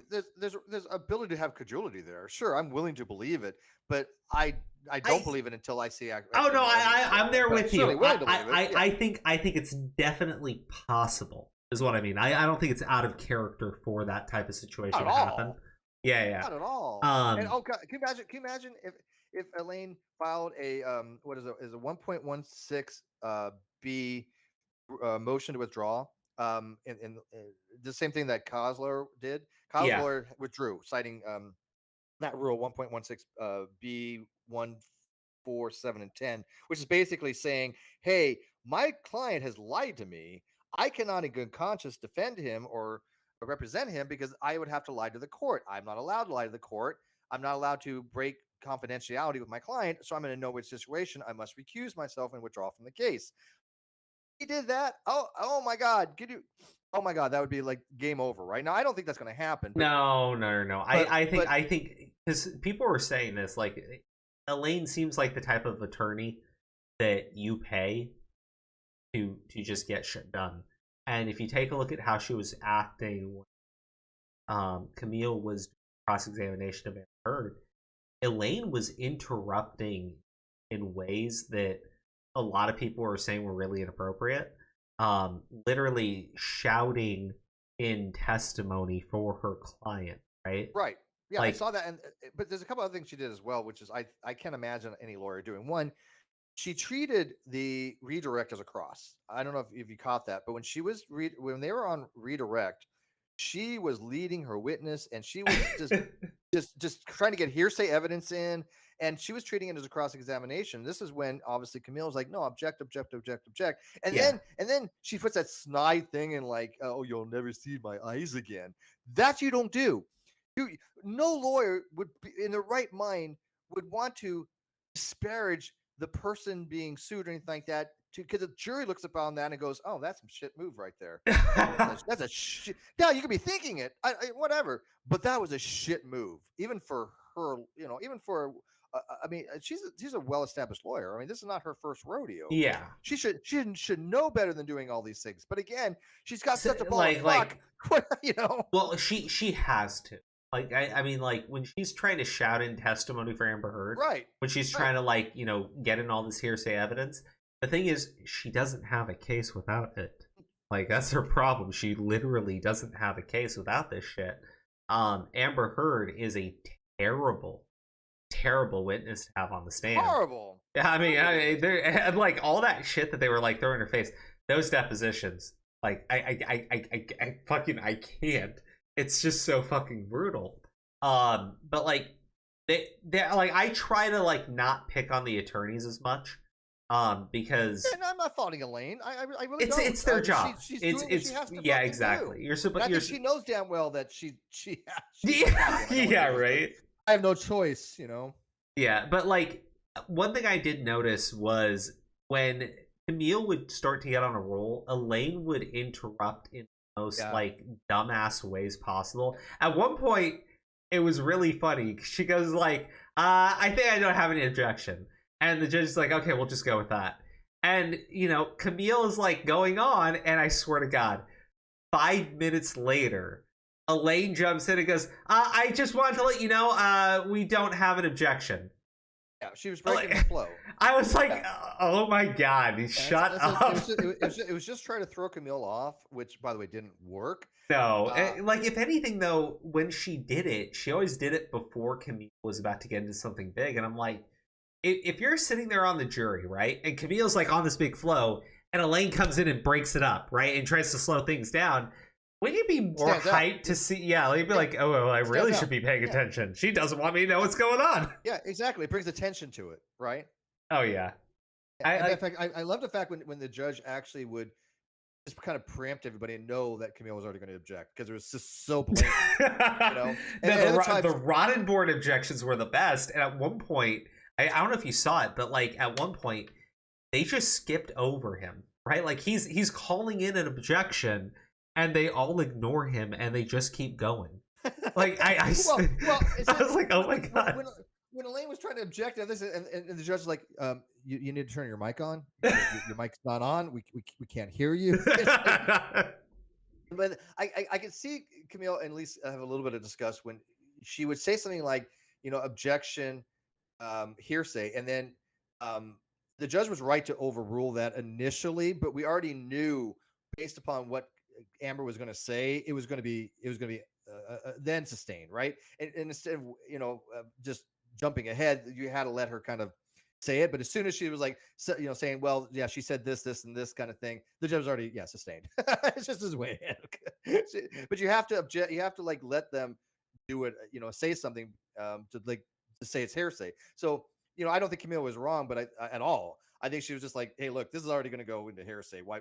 Because everything it's all Amber's testimony was, Well, I mean, oh God, it was. Well, when you don't have any witnesses. Okay, I can't. I got to read through this article. All right.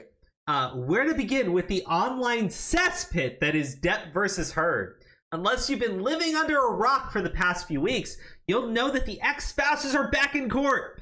Johnny Depp is seeking damages of $50 million after Amber Heard wrote an op-ed for the Washington Post in 2018 in which she spoke of being a victim of domestic abuse without ever explaining. Fuck you, dude. Now let me ask you. Okay. Whoever wrote this article can literally go fuck themselves.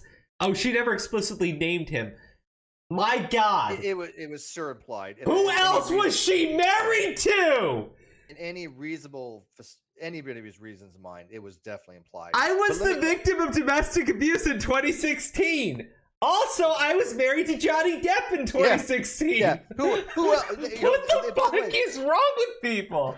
They never even bother to ask, well, who else? Who was beating you up back then? And she's obviously have said that. It was James Franco. It was James Franco. It was Elon Musk. Elon Musk. You just don't want to piss that man off, right? Oh my God. Oh my God. That's fuck this guy though. Like I love how you had to throw that in there. Just fuck yourself, dude. Oh, okay. Correct me if I'm wrong. Somewhere along the line, again, there's been a lot of testimony, so forgive me. But somewhere I thought her lawyer had something saying something. Well, it all kind of boils down of if Amber Heard wrote the op-ed piece or something like that, which she's already testified that she did right. The whole defamation is if she wrote it, and it's obviously defamatory. I think it's already been well established that she wrote it, and I think it's already well established that these things did not happen, at least not in the way that she's portrayed them to be, which means that one, they're false, and two, she knew they were false and maliciously put this out anyways, right? And because she has to prove malice, right? And I think that's one of the hardest things is malice, celebrity, right? And so Johnny had an uphill battle. There's no question about it. Johnny's case is not cut and dry initially, right? Because you have you have the fact that he's a public figure on top of everything else. Which means that there's an extra level that has to be done, which shows that there was a malicious intent by Amber to harm him, right? That has to be a factor for him to win a lawsuit. I don't know if that was actually there initially. It was her own testimony that gave him the malice. I mean, the thing is, I think there was enough there that you could leave it to the jury to speculate and let them connect the dots on their own. But when she testified, she sewed it all together and then went to each of them and slapped them across the face. Like it was pretty blatant. I didn't leak it to TMZ. TMZ, who that was informed. Oops. Yeah, no, that was great. Malice, right there. It's right not there. just the leaking it to TMZ is a big thing. Showing up to the court with your publicist is a big deal. But yeah, she exactly. I think the biggest thing was the inconsistency in her testimony. My goodness, she already looks dishonest. Her story already doesn't look like it makes sense. And now you just caught her in a lie. This is for the jury, right? Like, at the end of the day, Amber Heard does not have actual evidence. She's got some photos that don't really show. Like, here's the problem. Even if I was willing to believe that there was damage there, It is in no way consistent with the story that she described. Not even remotely so. Yeah, that's the biggest If problem. you saw those pictures, if you just saw those photos and you didn't know anything about the backstory whatsoever, that would not be. Oh, it looks like she just didn't get enough sleep. I mean, that's the problem. It's definitely not somebody who's been punched repeatedly with a fist that has rings on it. Well, so like, yeah, I remember when Camille was going through that, and he always wears rings, and he's always wearing rings. And let me play this back for you. He's always wearing rings. Yeah, I like the way Camilla is doing the cross. I like the fact that she's just not treating the jury like they're idiots. She's letting them just figure it out for themselves. Okay, man, fist, rings, face doesn't look like that. Well, so versus lying. Actually, there was something I thought was really interesting, and I did not. I don't want to like go and like drag everybody in commentary. But I saw people had put together an image of Amber Heard next to a picture of Rihanna, right? Rihanna, who had been attacked by Chris Brown, had received 3 punches to the face while Chris Brown was driving, and the next day was visibly beaten up, right? And pretty badly. She looked like she had been put through hell. And again, this is someone who had been punched 3 times. Amber Heard described a brutal assault that went over the course of minutes, and she looks perfectly fucking fine. So these images were together, people were sharing them, and they're like, I mean, come on, right? And I saw someone in commentary talking about like how you're gatekeeping abuse, and I'm like, you know, it's nothing like that, right? It's absolutely nothing like that. It's the fact that nothing she says lines up in any way, shape, or form with the evidence that she is showing you. When someone says that they were dragged through glass, right?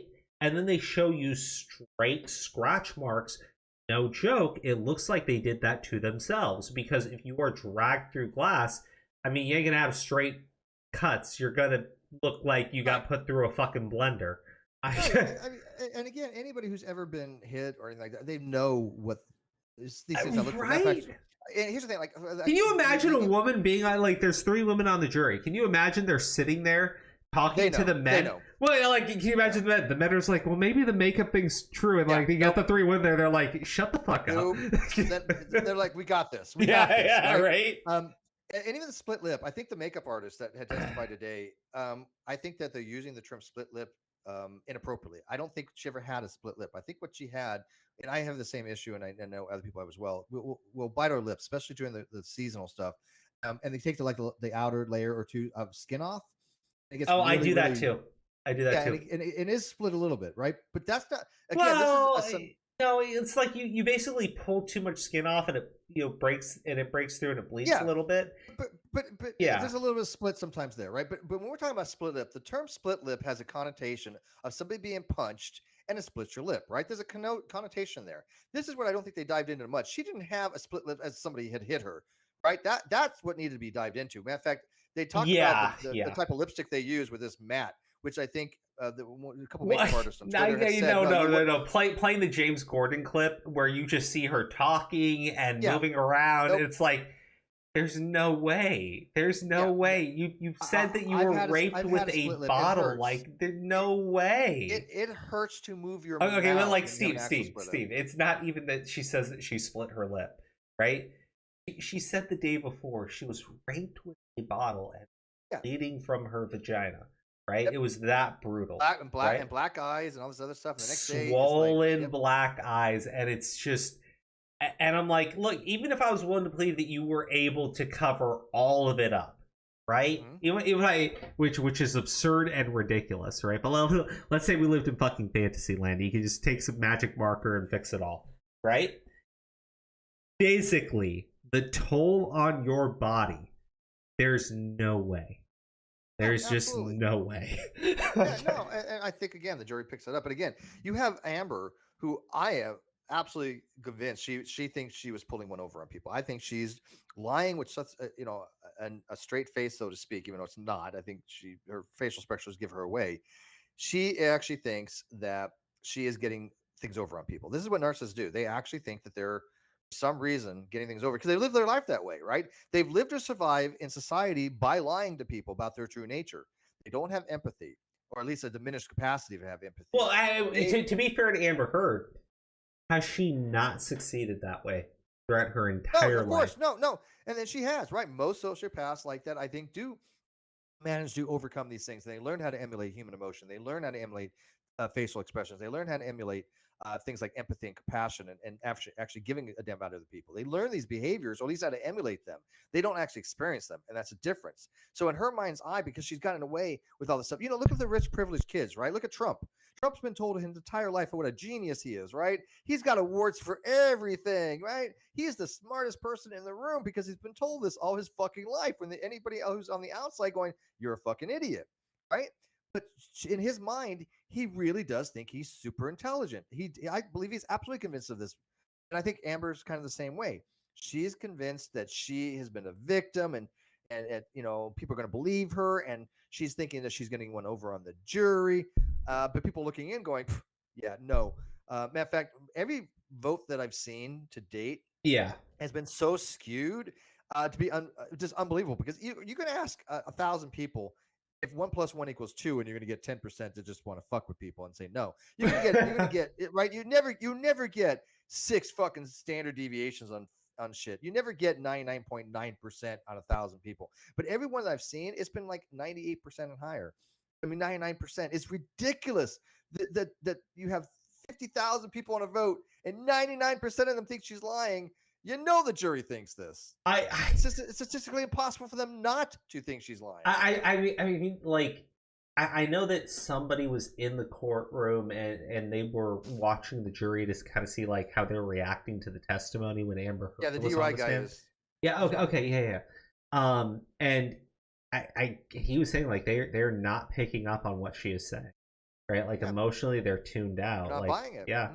And I'm like, look, her. The thing is, it's kind of a reverse in the situation, the genders that you would want.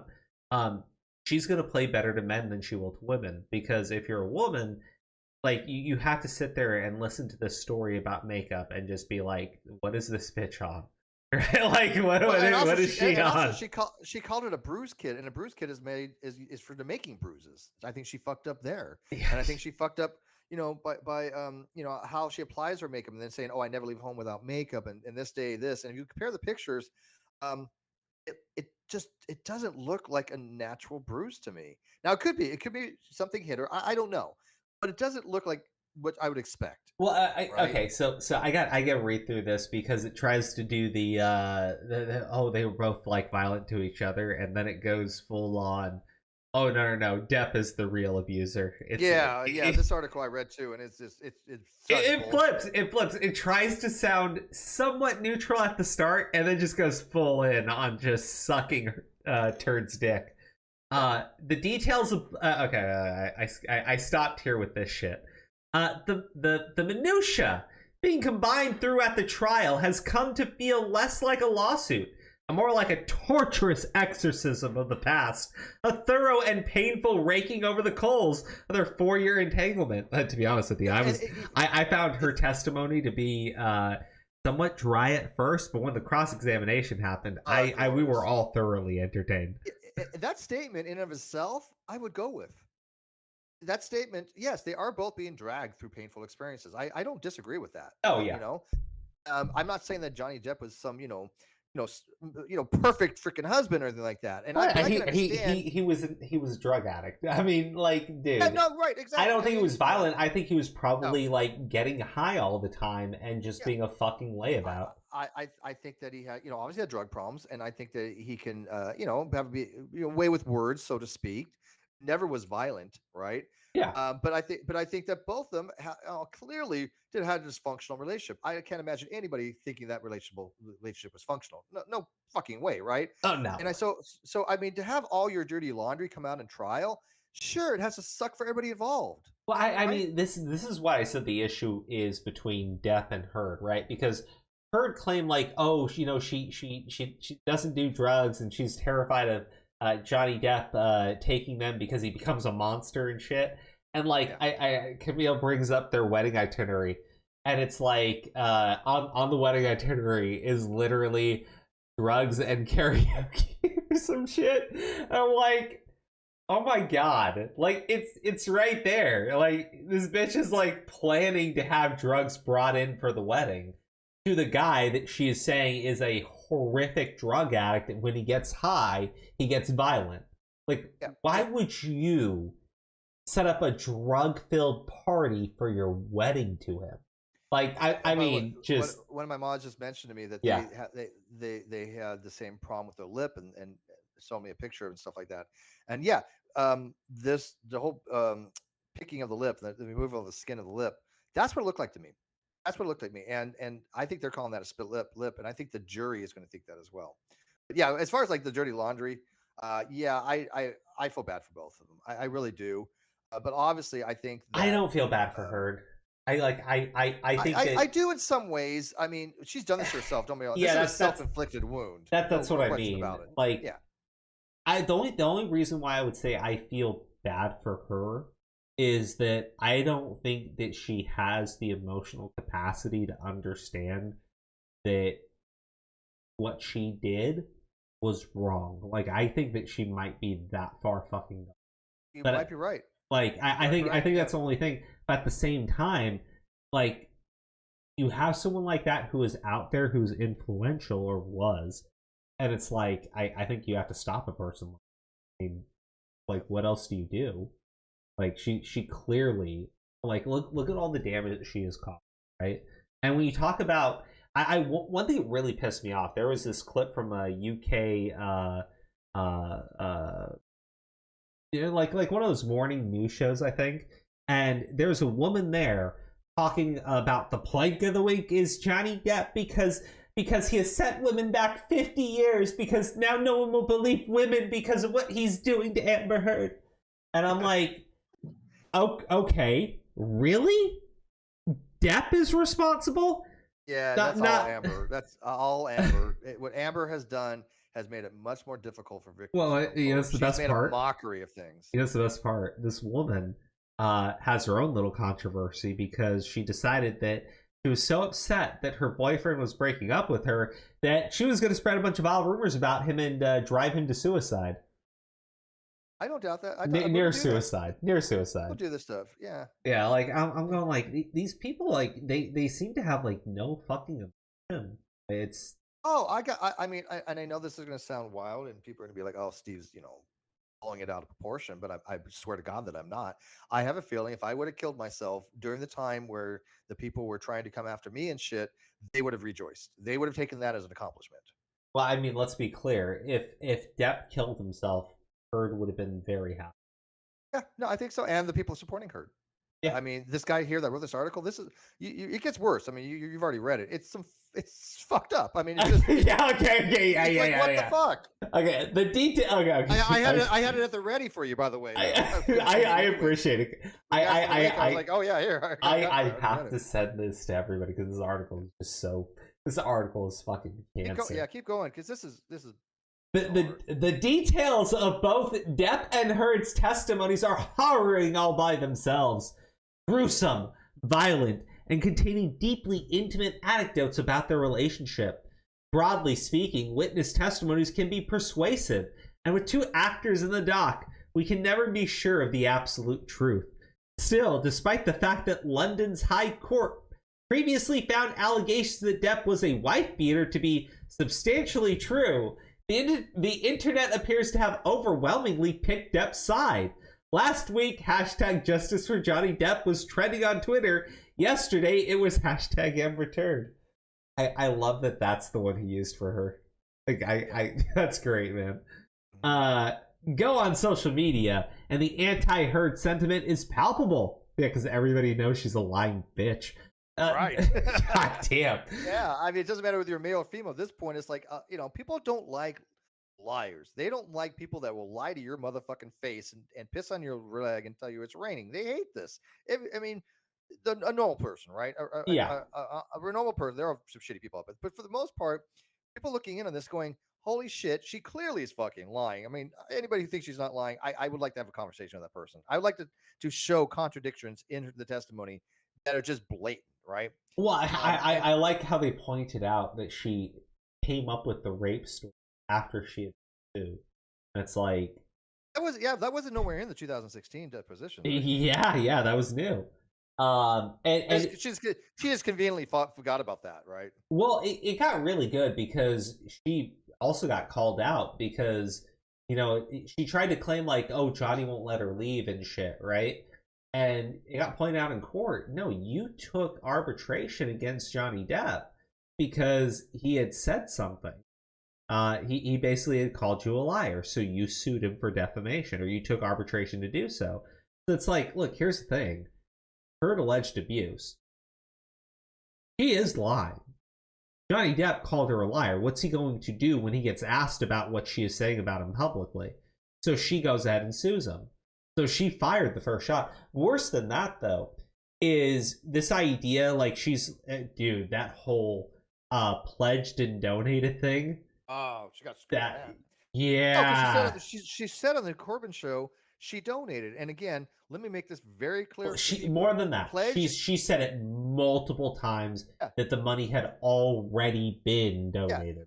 Yeah. And I want to make it very clear to people. If you think the words pledge and donate connote the same thing, you're a fucking idiot. I don't even know what words to describe you other than you're an idiot. If I say to the IRS, I pledged $7 million to this charity and then try to take it as a tax deduction, I'm going to get fucked. Well, nobody in the right mind thinks pledge and donated are the same thing. Donated is when you actually have given them the money. Donated is the second part of a pledge. Steve, honestly, right? Think about the people sitting there on the jury. Do you think any of them have ever donated like thinks it's the same thing. Like thousands, like let's say $1,000 all at once? Like maybe, realistically, probably not. This idea that you're gonna sit there and tell them, hey, you promised to give someone $3.5 million, and that's the same thing as giving them the money. Bro, right. These people are probably like, what the fuck you mean? No, you give someone money, you give them money. Yeah, not one of them is going to think that way. That's ridiculous. I heard her to think that. Oh well, I use those words interchangeably. No, she doesn't. Well, the problem is though, like, what else is she going to say? Right. No, I get it. She's creating a story. There's no question about that. Well, she blatantly fucking lied. Like, what are you going to do at this point? Like, you have no defense for this. But here's the problem. Okay, here's the problem. You and I know she lied. I mean, come on, it's obvious that she lied, and it shows the jury. But in order to be legally a lie, it would be almost impossible to prove her mindset. But it's so comically stupid, right? That it's worth not even. You know what's even better though? Comically stupid, it's even better. You know?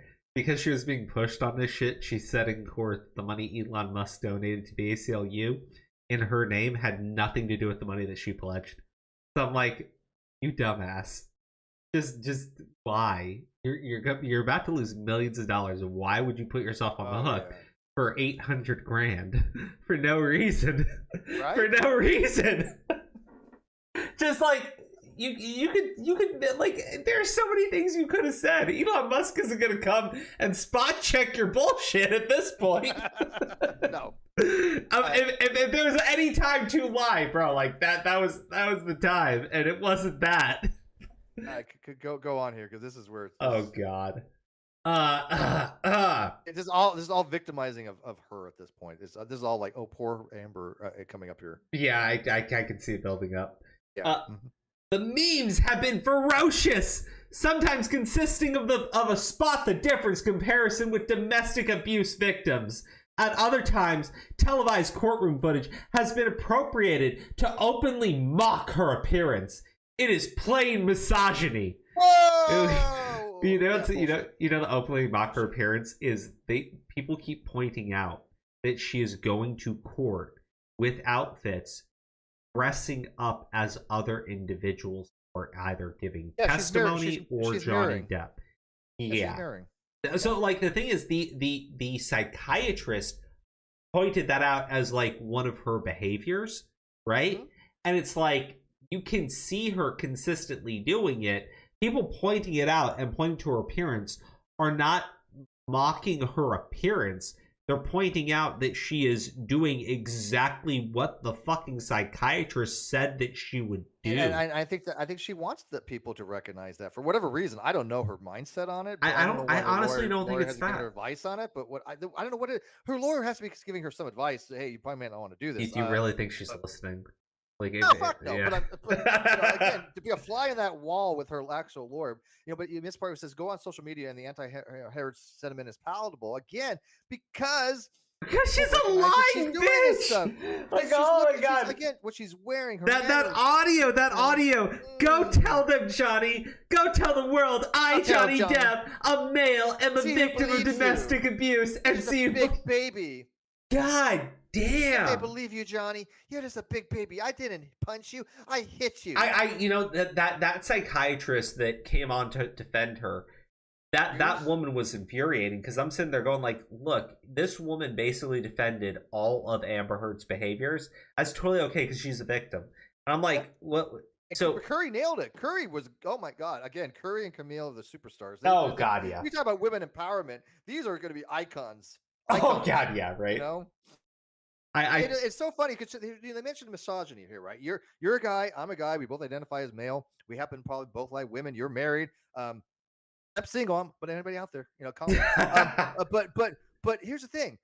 I happen to love empowered women. I find people like Camille and Curry to be the ultimate in sexual attraction and just they're again, I'm a sapio, but they're not only gorgeous, but they're super fucking intelligent and they're just powerful, smart women. To most men, many men find that to be extremely attractive. How is that misogyny? That's the antithesis of misogyny. Misogynists would not want a woman to be powerful. They want to be the powerful dominant one. I'm like, no, you can have wait. So obviously, obviously the Depp supporters are not misogynists because they all find Curry and Camille to be very attractive, and they very much like how assertive and dominant they were in court. They were brilliant. Oh my god! I don't know how that's misogyny in any way, shape, or form. I agree with you. I respect what you said, but I'm pretty sure that could be twisted against you. Well, that might be true. But then again, look at the people that are twisting it. True. It's like, okay, so I know this is probably way out there, but I remember a long time ago, man. I was on the Non Sequitur show, and I had said this on the line. He's like I'm attracted to black women. I happen to like black women or Latina women and stuff like that, right? Which is the God honest truth. I love Latina women, and I find black women to be very, very attractive. And yet, it was twisted as, oh, look, Steve's trying to come across as not racist. Like, what the fuck? I'm like, no, anybody who knows me knows that's what I'm attracted to. I mean, I have real life people in my life that know this. It's like, holy shit. But it was bizarre how they would go out of the way to try to twist things when I'm just stating stuff that I find to be, obviously the truth. But, they're going to be like, oh, that's misogynist to say that about Curry and Camille. Like, no, it's not. Right. It's about that. It'd be misogynist to say, well, how this good-looking woman get to be a lawyer, something along those lines, or she shouldn't be practicing law. She should be making me a sandwich in the kitchen. That's misogynistic. Oh no, I would be making her a sandwich. I'd be happy to do so. 100%. Oh Look, I think that the people that are being like fucking misogynist, like honestly, it's when you look at someone like Amber Heard and you say, oh, because she's a woman, she can't possibly have done anything wrong because she's too weak. Like I look at that and I'm like, what the fuck? Like what happened to the whole female empowerment shit? Right? It's like, I think this, what is it, like one in every 3 cases of domestic abuse, it's something like that. It involves a male being the victim. I mean, again, it does happen. It's obviously much rarer and it's probably not as talked about. Yeah, but I think it's going to open the conversation. This is definitely a case that's going to open that conversation. Well, I mean, look, okay, so let me give you an example. There are plenty of videos like that are on the internet of women attacking men, okay? And they're largely played for comedy because it's a bit hysterical when you see someone who is larger being attacked by someone that is perceived as being weaker than them, right? So, like, drunken fights and shit, right? And there's a crowd of people surrounding them, and they're all laughing. Then you see a clip of a dude going after a woman, and it's horrific, right? And usually people step in or like they're freaking out, okay? Because it's seen as someone much stronger attacking someone weaker than them. That's generally the perception when it's a man and a woman. And even if we try to even if we try to fix certain societal issues, I don't know if you ever move past that, because in every aspect of calls for equality, feminism, yada yada yada, just all of it together, I don't think anyone's ever worked past the fact that when you have a man and a woman together, generally you're going to assume that the man is going to be the abuser in the situation. Yeah, or the harasser. I mean, but yeah. You know what? There have been many women that have sexually harassed men. It does happen. Never happened to me, unfortunately. But I mean, it can happen, right? Oh no, like it is a tongue in cheek, right? But the thing is, it is a real thing, okay?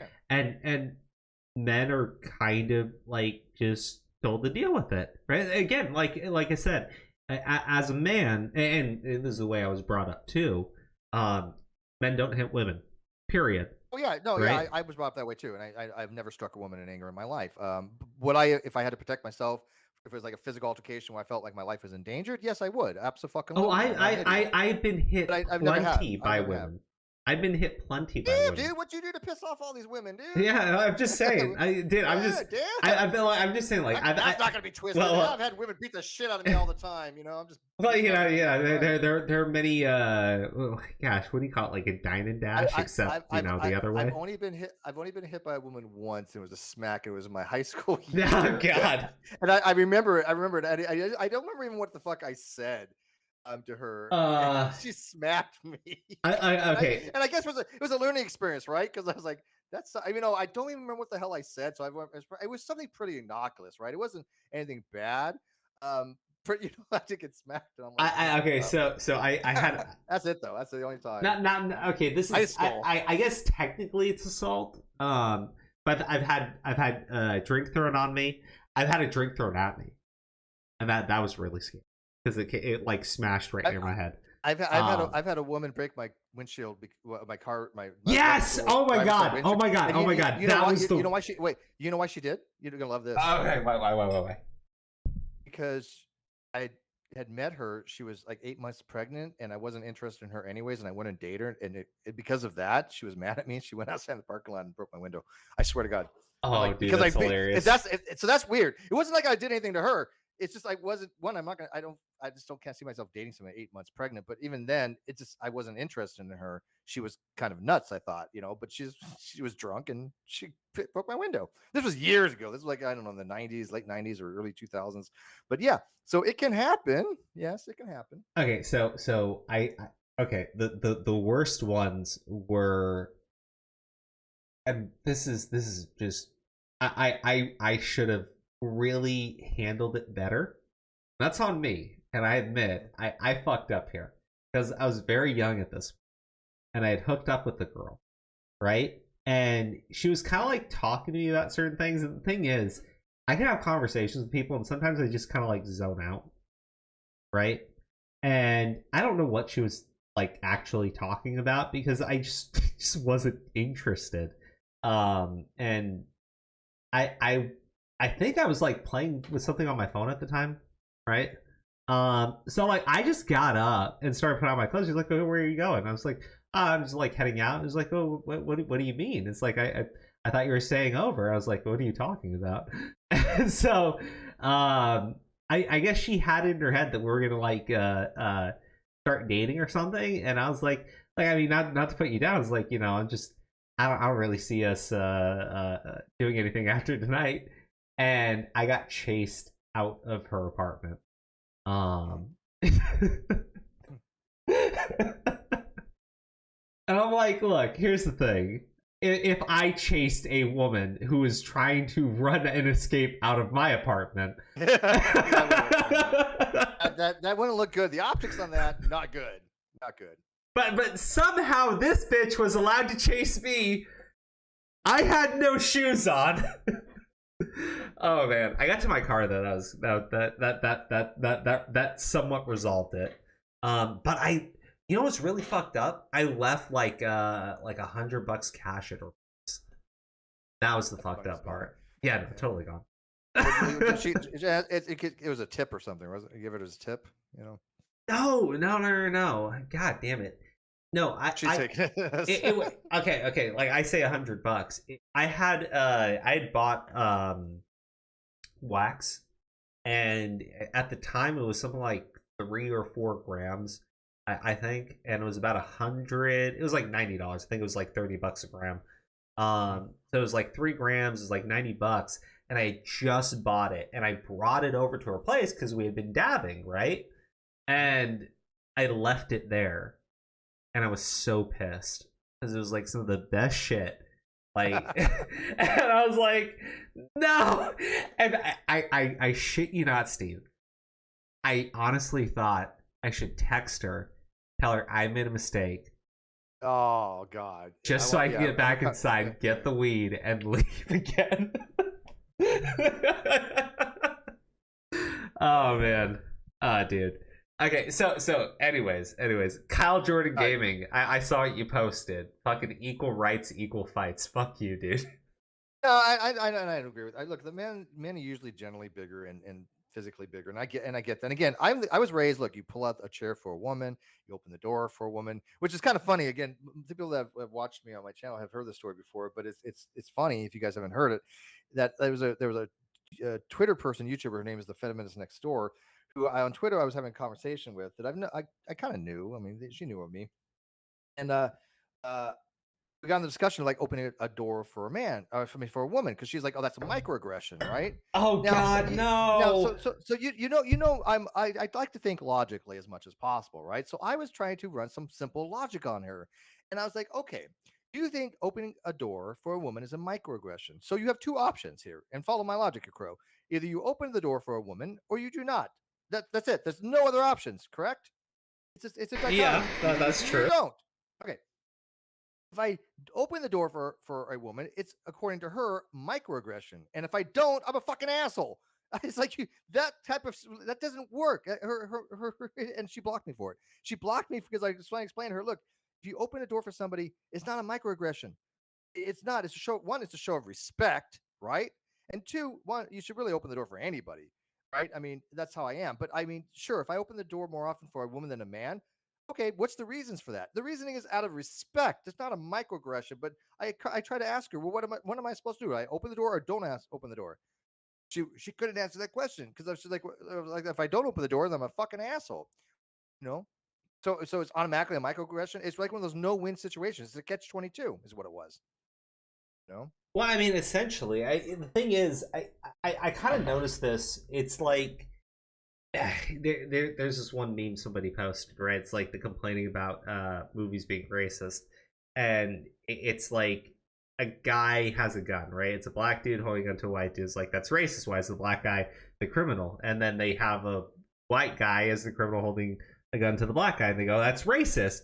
Like, why is the black guy getting shot, right? So then they just have black people in it, and they go, that's racist. Why are black people killing each other? And then they switch it, and it's just all white people going, that's racist. Where are all the black people?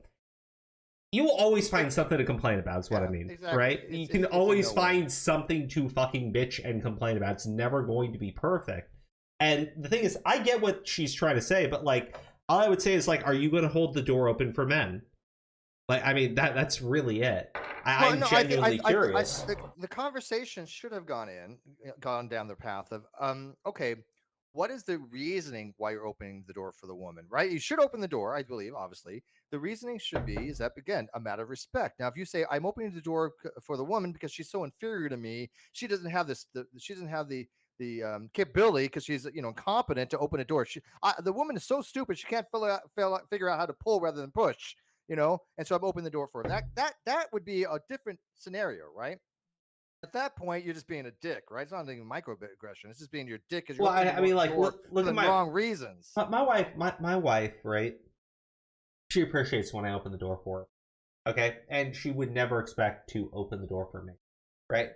That's how we Which are. is perfectly fine. That's how I was raised as well. I don't see a problem with that. The thing is, me personally though, when I'm out in public, if I notice somebody, I'll open the door for them. Right? It doesn't matter gender or anything. I don't really give a shit. It's just about being polite. Anyways, that's how I've always seen it. I same thing. When I get on a bus and there's people in front of me, I let them go first. Right? Especially, I let them go first. Like for example, I do loss prevention now, right? And so, when everybody's leaving, one of the things I have to kind of do is I have to make sure everybody's safe, right? I mean, and so I have the girls, exit. I follow right behind them, and then I'm there in case anything happens. That's how I was raised to do it. I mean, it's like even after everybody's out of the building and things of that nature, I just like make sure that they're all safe. You got to ride, somebody's gonna pick you up. And I've always had this. I mean, everywhere I've even worked, when I was a manager at another company, we would all wait outside. The alarm would you have this. I don't know if you ever set the alarm for a building, but you have this beep that goes off like unless you know they okay. So the alarms were set. We all wait for that, but we would all be like, okay, everybody has a ride. Okay, there's gonna be like certain people, like in a group left. If there's one person that was just left by themselves, more than one person would stay for that person. It was just a habit that nobody was obligated to. We weren't getting paid for it. It was on our own time, but we were like, oh no, we're not gonna let some, like 19-year-old cashier in the middle of a night in this. I'm living is not the greatest of areas, I guess. I mean, not bad, but it's just it's the valley, right? It's California. Yeah. And so we were like, we're not going to have some 19-year-old cashier in the middle of the night outside by herself. No, I was not raised that way. Now a guy, probably would be like, you fend for yourself. More so. Right. And I get that. I really do understand that. I get that there's a dichotomy there. Should you protect the men just as much? Yeah, but I'm sorry. I was more raised that a woman, again, equity, right? Is equity there? The woman gets a little bit more because there's a higher chance for her to probably be attacked in the middle of a night than a guy. It's just a matter of fact, right? And I think that we are obligated more to look out for them a little bit more. I don't find that to be a microaggression. I don't know how that's fucking misogyny. That's the antithesis of misogyny. That's like literally respecting. I mean, like woman, this is what I mean. I don't get like, that. I think that what you're dealing with there is you have somebody who is just fighting for the sake of them. Yeah, no, I agree with you. I think it's persecution versus privilege, I call it. It's a whole thing on the whole critical race theory and the whole thing of gender studies. Again, persecution versus privilege. And I think they just want to have the persecution when they don't have the privilege. So, but anyways, okay, let's continue here. Just to let you know, I don't know if it's going to happen. I was supposed to take a phone call tonight from my daughter.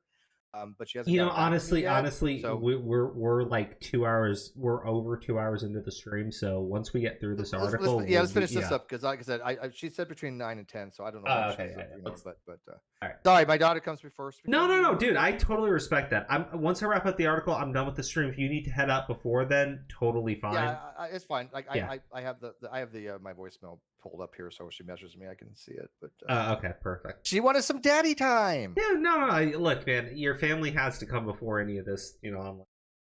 I'm such a horrible dad that ignores my daughter. According to some people, they don't know what the fuck, man. I talk to my daughter like literally, like almost every day. Look. Honestly, I think people just like going after other individuals' kids because they know it like gets to them emotionally. It does, but it really doesn't. Actually, it really got to my ex more than anything else because I had to inform her when all this shit was going down, and the person I'm suing and the person I did sue were have this big old Steve's committed this and that, and so people were like posting things like Steve raped his daughter and his daughter is it doesn't talk to him and all this bullshit stuff, and of course I had to let this is all all this in public, and I let my ex know about this, who I get along with fantastic.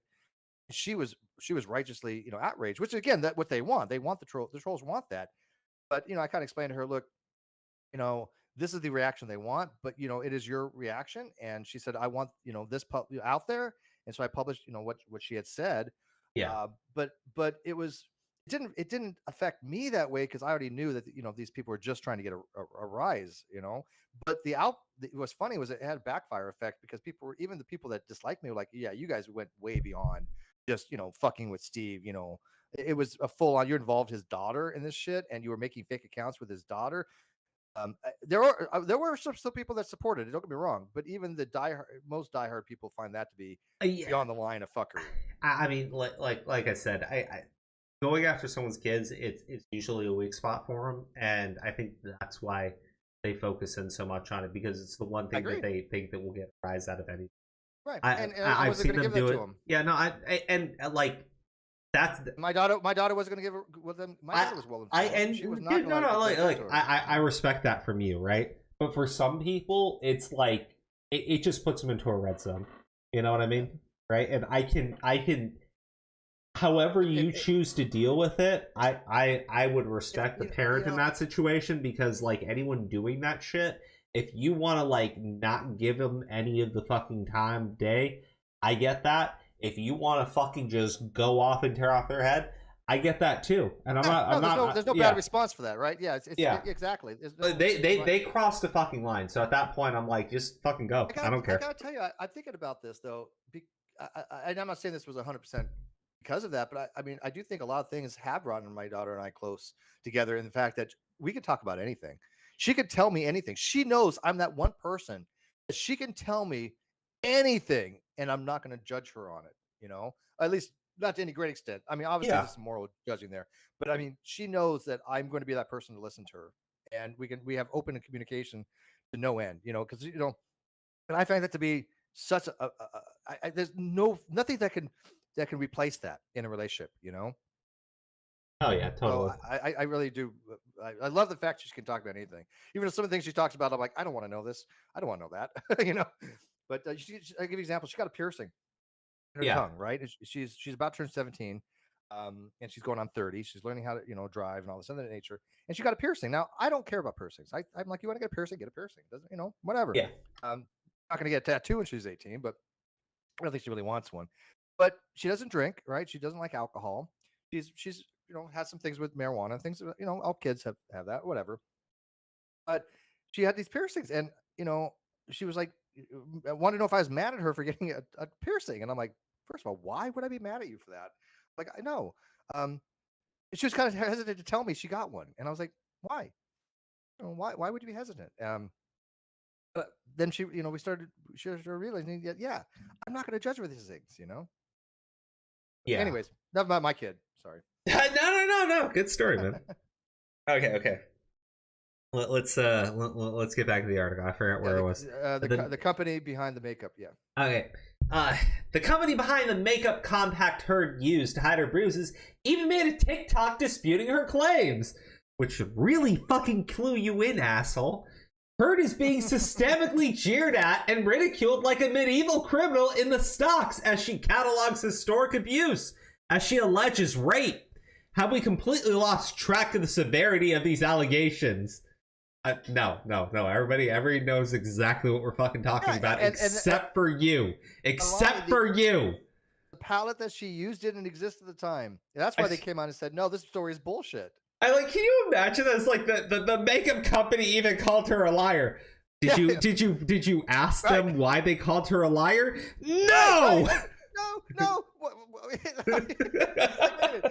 This company, how dare they call her a liar? But wait a minute, it didn't exist until 2017. This is supposed to happen in like 2014, 2015 or something. It's like, yeah, she lied. And then they're, oh God, the way they're trying to backtrack that is just comical. Well, we don't mean this exact palette, but bullshit. No, they said that. And they said it, you know? They said it in their opening statement. That's the best part. Like when they went to the jury, they waved out like a thing of the Arnica cream or whatever the fuck it's called in front of the jury. Yeah, that. Oh God, I don't. Again, did they not know? I mean, they didn't. Obviously, they could not. And so the story that. And I don't blame her lawyer as much as Amber, because Amber, again, gave her billboard. Amber probably told her that's what it was. Exactly. And the attorney's probably like, okay, well, we'll just run with that. Sure. Like, right. And then they're like, oh my God. But it made it. But again, can you imagine being her lawyer? How bad she had to look for that? I mean, she would be. Imagine how pissed she has to be at Amber and all this. She cannot be happy with her client. There's no fucking way she's happy with Amber. She is probably getting paid very well. But I mean, you got to be that. I mean, you got to be that. Well, Yeah, well, you know, what, she's getting tanked in the public. Okay, yes, but she does have a reputation, and it's one that you are completely unaware of. No, she's well established. I mean, she's got a history. She's. This is not her first rodeo. But again, now you have Camille, who's kind oh of my an gosh, up-and-comer. Steve, I'm sorry. Can you give me just like 2 quick seconds? I'll be right back. I am so sorry. Do you want me to read this while you're gone? Yeah, go ahead. Just read this paragraph that's on the screen here. I'll be right back. I am so sorry. Sure.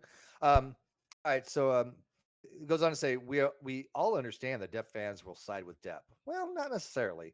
I don't think that's necessarily true. I mean, look, I'm not a huge Depp fan. I think he's a good actor. He seems like a real nice guy. I liked him in a few movies.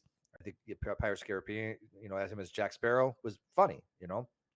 I'm not some huge Depp fan, right? I'm just not. But yeah, he seems like a decent guy, and he's a great actor. So, but if I did think that for a second he was somehow violent against Amber and would punch her and leave her with 2 black eyes and a broken nose, which again, we didn't get a whole broken nose. Oh my God, anybody who's got a broken nose, which I never have, but have seen pictures with broken noses, yeah, it swells up. It has massive swelling, massive bruising. You're not going to cover up that with some palate. You're not going to get that swelling to go down. It's going to look messed up. And of course, if you're a model, you're going to go seek medical attention, because if you're a model or an actress and you break your nose, that's your bread and butter right there. Right? That's your face. Never mess with the face. As I tell people, look, I'll take a bullet for you, but only in the arms or leg, man. No face shot, right? Maybe not even a chest shot, because But yeah, you don't mess with the face. But even the less aggressively Depp piled of us want us to believe that the Caribbean pirate is blameless, or Caribbean pilot is blameless. No, nobody's saying he's blameless. Nobody has said that Johnny Depp was not, in some ways, either a verbal aggressor or, an alcoholic, or, was hooked on drugs or hydrocodone. Sorry, this. I'm back. I apologize. My phone was at like 2% battery, and I had to go get into the bedroom, get the charger, and not wake up my wife. Always. Right. I'm at the part where it says, I'll just read this part. If not squeaky clean, then at least under the duress of a drug addiction or acting out of character, that his violence can be somewhat explained away by his lapse of judgment or circumstances of both. I don't see people saying that. Nobody says Johnny Depp is blameless. What they're saying is he didn't do the things that she claimed that she said he did. That's the problem. Wait, did you? There's no evidence of that. Wait, did you move ahead on the article? Yeah, I'm on where it says lapse of judgment or circumstances or both. There's articles trying to make people believe that, oh, look, if you're a fan of Johnny Depp, you're going to support him. Oh, they want people to believe that Johnny Depp is some blameless, innocent victim. Nobody's saying that. They had a dysfunctional relationship, both of them. This isn't about that. This is not about whether Johnny Depp is addicted to drugs. This is not about if Johnny Depp, could say some mean things. Okay, did he give her 2 black eyes, a broken nose, and did she nearly escape? The issue with this idea of saying, well, Johnny Depp takes drugs, ergo that must mean he's an abuser, is Amber Heard takes too. Yeah. Amber Heard also takes drugs. Yeah, well, this is just to attack his character on this. Well, yeah, and the other problem is Amber Heard seems to have a drinking problem too. You think? Yeah, right. $1,000 worth of wine. I mean, I mean, look, these cards would play a lot better if their client was not a heavy drug user and an alcoholic.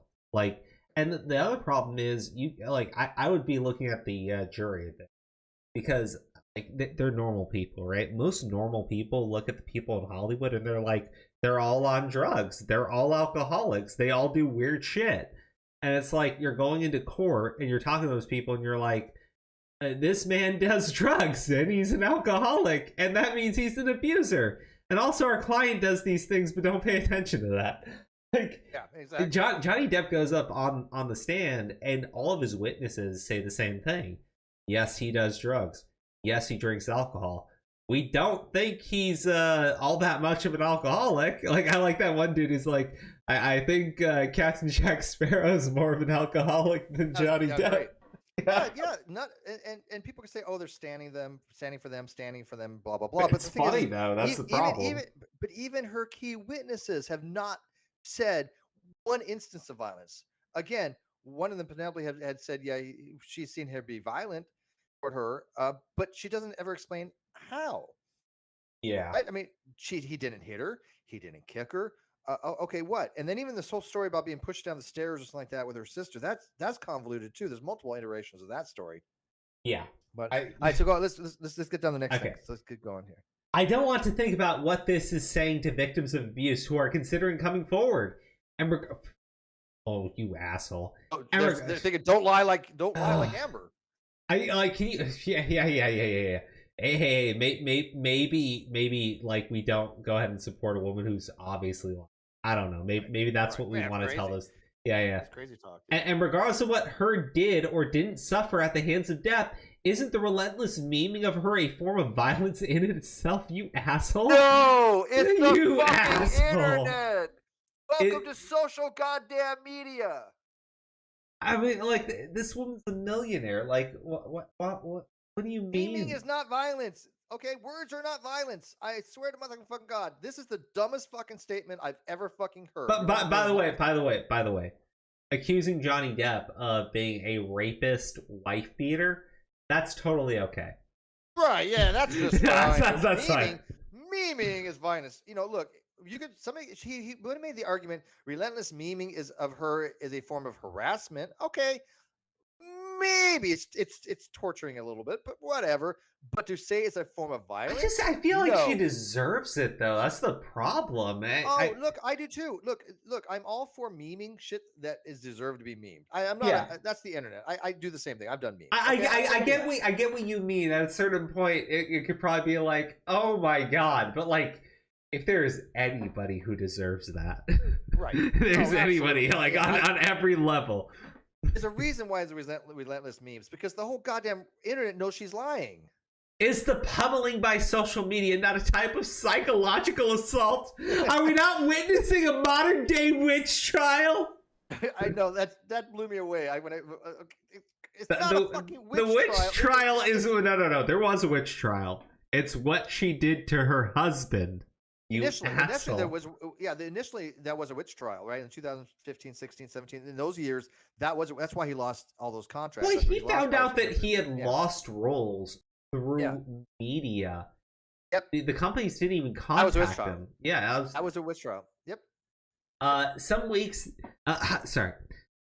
the internet is buoyant. All of us keep afloat by daft dresses and Kardashian weddings. I don't. And Marvel actors say they've never been in the same room. Look, I've been paying more attention to the Marvel actors who've been coming out in support of Johnny Depp, you asshole. But fuck you. Right. All of them. Oh, look at, I saw Robert Downey Jr. just saying, like, flat out he's innocent. Yeah, he's like, Johnny Depp's the nicest man. I'm like... He's like, Johnny Depp is innocent. His words. Yeah.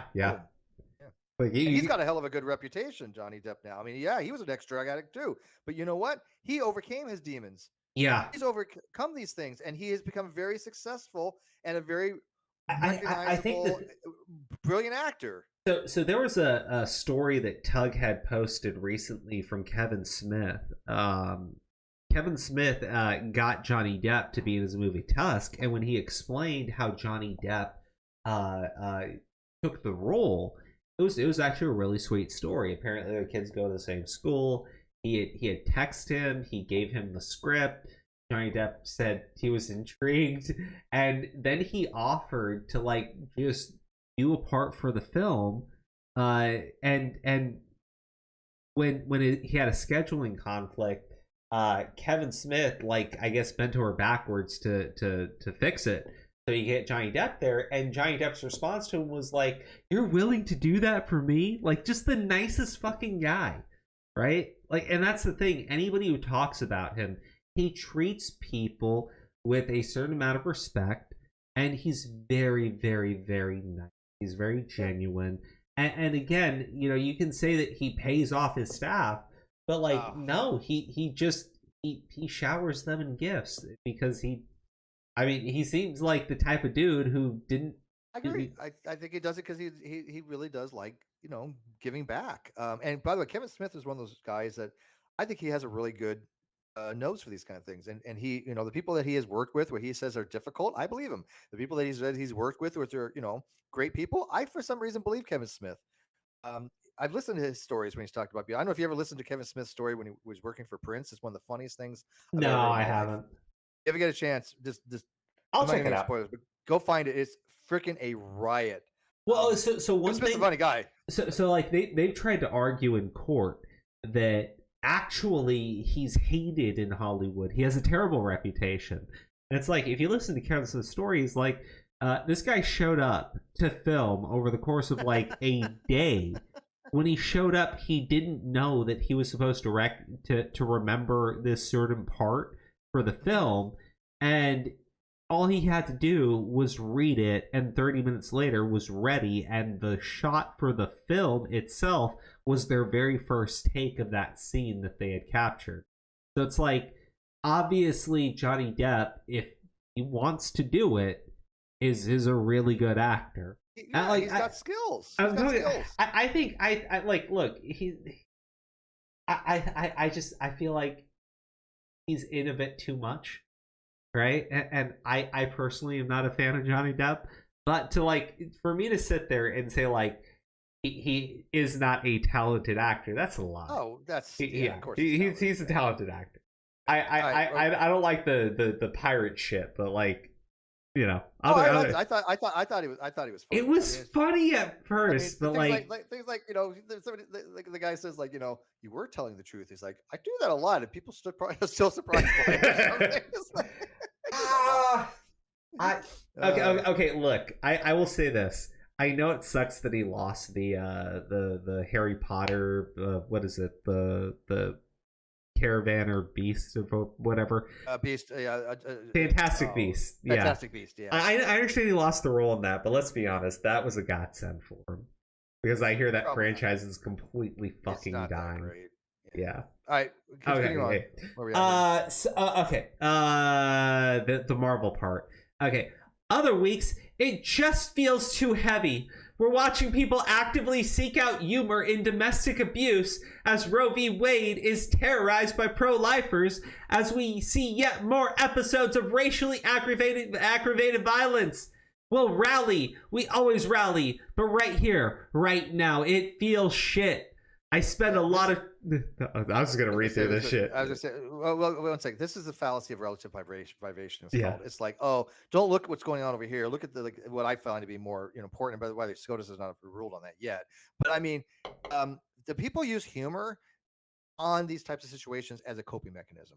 Nobody is making light of the fact that somebody may have had domestic violence. Nobody's making light of the fact she may have been punched. What they're making light of is the fact that she's trying to sell a story that's just too incredibly ridiculous to believe.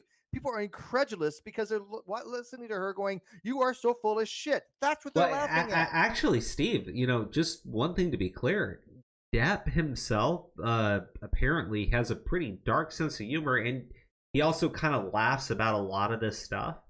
I think he does, and I do, and I have a dark sense of humor as well. Many people that do laugh about it. Well, my point of bringing it up is like, the idea that laughter is somehow a terrible thing here. Like, no, I'm like, look, somebody took a shit on a fucking bed, Yeah. Seriously, yeah. I mean, how do you say that and not laugh? I mean, it's fucking hilarious.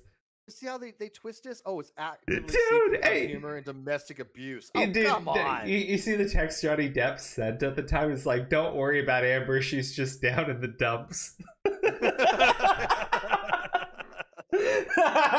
God damn, dude. And anybody who thinks that is him making light of the thing, it's him coping. And I think that's what he's done the entire time. He had a coping mechanism that he probably was self-medicating. He probably did get into alcohol and drugs more because of her violence and her gaslighting and her narcissism. And I think that this was all him just trying to cope through this shit. And I think laughter as an actor makes sense for him to make light of these types of things. Well, a lot of people do that. That's the thing too. Yes. Stressful situations for me specifically, bro, I start laughing. Like when I get nervous, I'll start to laugh. And it has gotten me in so much trouble. Like in high school, right? I get put into a situation where I did something I wasn't supposed to do, right?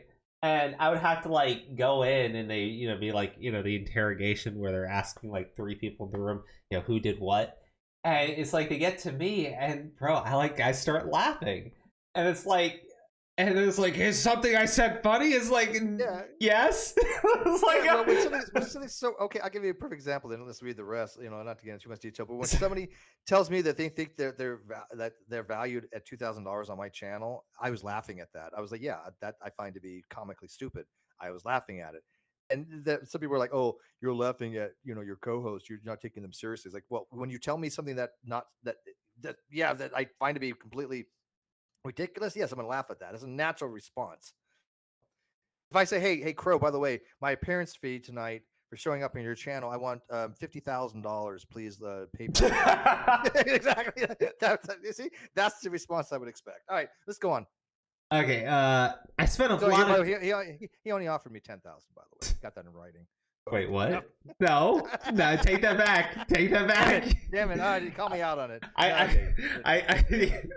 I spent a lot of time wondering if everyone's lost the plot. If the erosion of empathy we see on, I gotta read this asshole like he's serious. I know, it's so bad, dude. I'm gonna okay. I spent a lot of time wondering if everyone's lost the plot. If the erosion of empathy we see online has rendered us so inherently unkind as a species that there's no return. I don't want to despair for humanity. I want to believe that some of us are offline and mildly compassionate, or compassionate in a way that doesn't get tweeted about. That you're all out there being nice to each other, and I'm reporting on a tiny cluster of internet users with pitchforks. Though I felt myself veering towards it, I can no longer both sides this. It's time to draw a line. It's time to believe women. All women. It's time to believe Heard. The British courts believe Depp beat his ex-wife. What's stopping the rest of us? I love how he actually does say it here. It's time to believe women. All women. So it's like this is the end game for that twisted. What would have happened real quick if during the interim here, Johnny became trans? Oh, this Raven guy would have lost his fucking mind. How would he sell that? How would he sell this nonsense? And by the way, Kyle, in your live chat, he's like, he pledged it. Yeah, he pledged. He hasn't given me any money for this. He pledged me some money. He's already writing it off in his taxes. Yeah. Yeah, no, this. I am sorry, but I guess anger and a little bit. I was a little bit of anger when I read this. Is this person serious? Is this person really trying to spin it? Because this person, I'm sorry, Raven, dude, Vogue, whoever, Raven Smith, is that his name? I think his name is Raven Smith. Let me go to the top. Raven Smith. Yeah. You are a fucking moron. You are literally just saying, hey, because this other court where there's some obviously issues there, we must believe Amber, when Amber has clearly gone on the stand, said things that are not cohesive with her other stories, that are just absolutely not corresponding to the evidence, and things like, and by the way, this was again written yesterday, so he's already listened to the cross, I assume.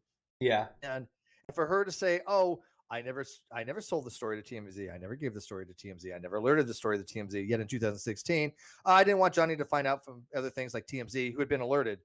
Yeah, that was great.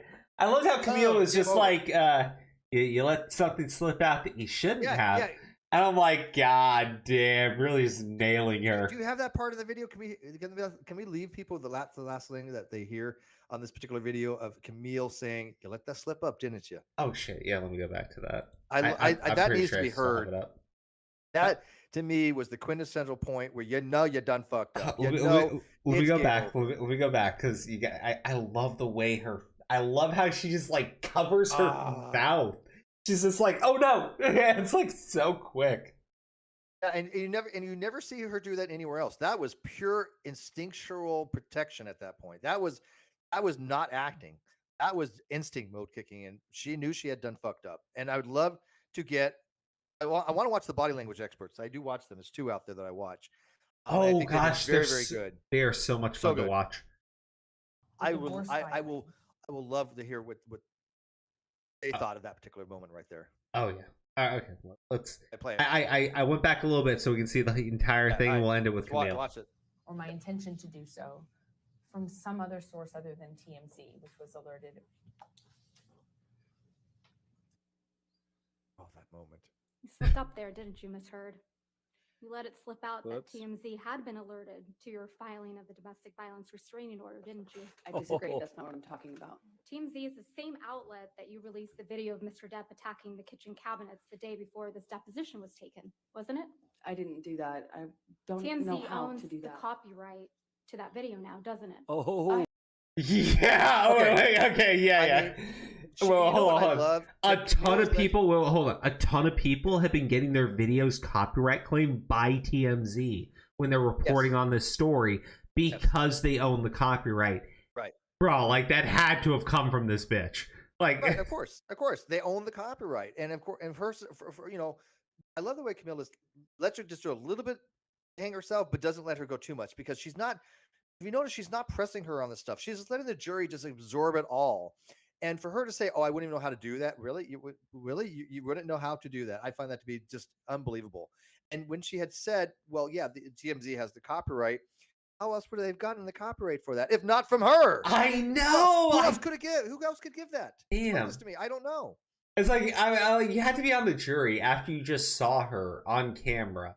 They like subpoena? 6 years ago. Wondering that. Could they subpoena TMZ? I mean, I guess they could, but like, I don't know. I mean, I'm sure. It doesn't matter. Yeah, look, why bother? She Yeah. fucked up so bad right now that Camille didn't have to even go any further. She just asked the question, let Amber respond. She just like, no, that's not what I meant. She didn't even let her go even to explain what she meant. It wouldn't have mattered. Yeah, you know? She's just like, you're done. Well, she continued to press her.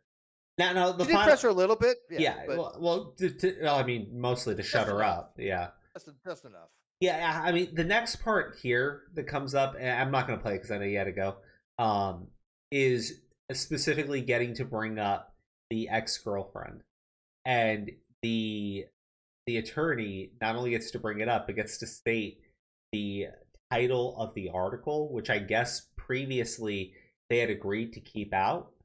But the attorney's like, she clearly opened the door, and she got it in. And so I think Amber opened the door for a lot of things. She opened the door with the whole Kate Moss thing. Oh yeah, well that'd be interesting. So I know Curry is going to get recalled as a rebuttal witness. I think so. That's what I've heard. Yeah. Yeah. I don't. What was the name of her? Monica, the one lady, the ex-girlfriend, famous actress. Her first wife. Yeah.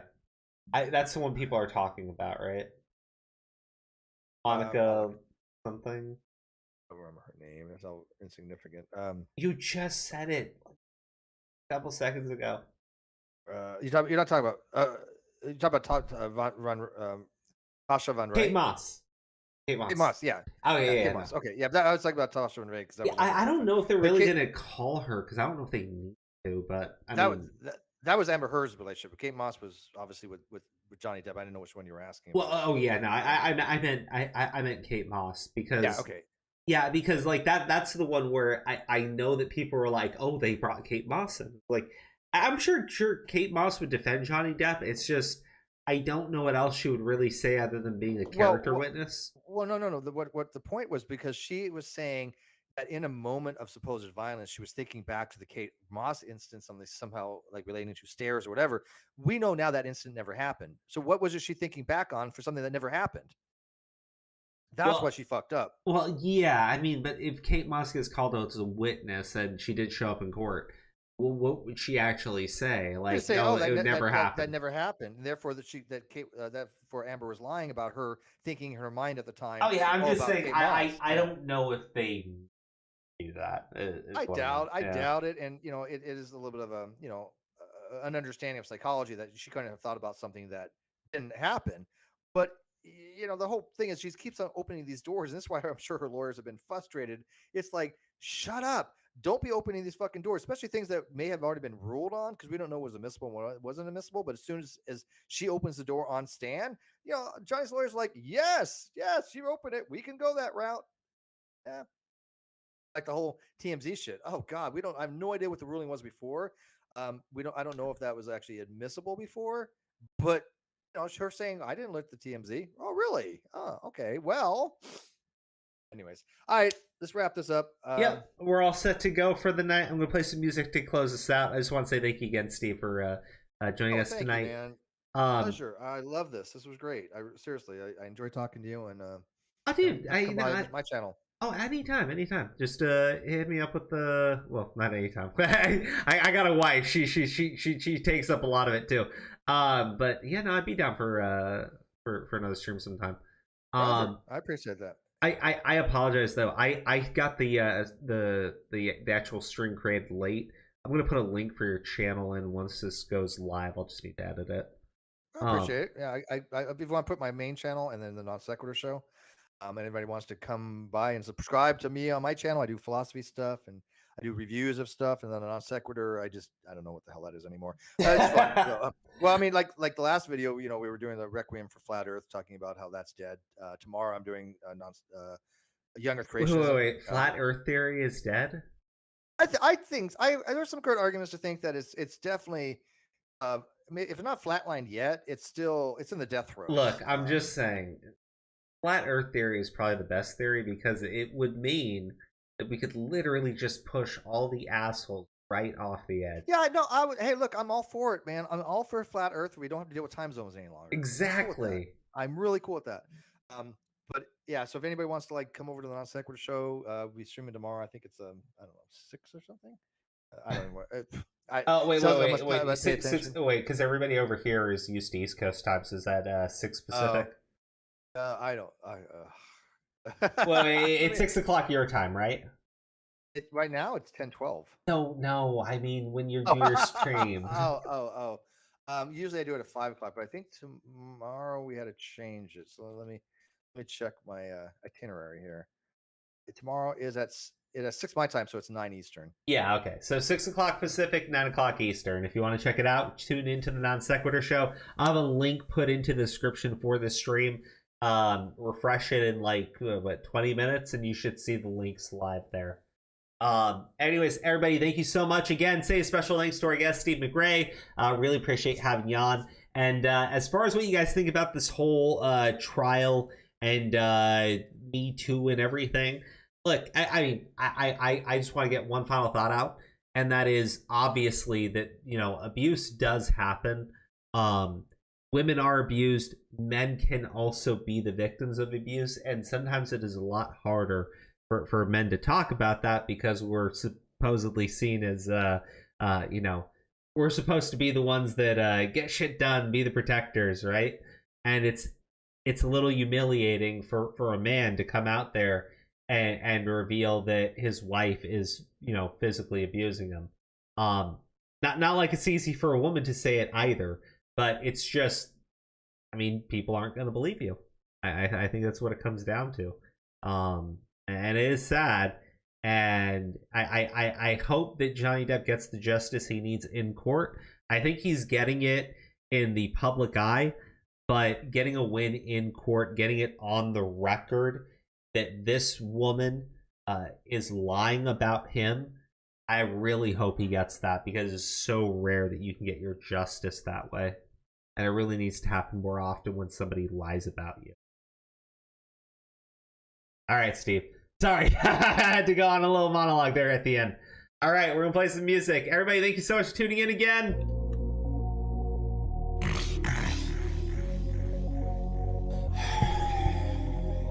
My name is Richard. I am Darkside Phil. Oh my god! I really need to make this fucking money. I need that money. I really do. I need that money. I'm done. Why am I poisoning? What?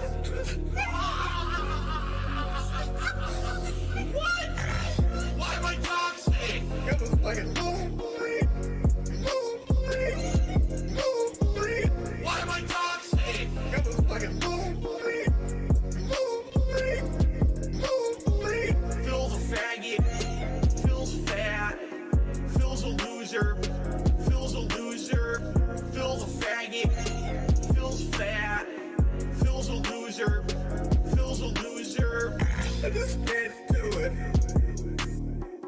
I just just can't do it. I just can't do it. Why are you doing this to me? I just can't do it.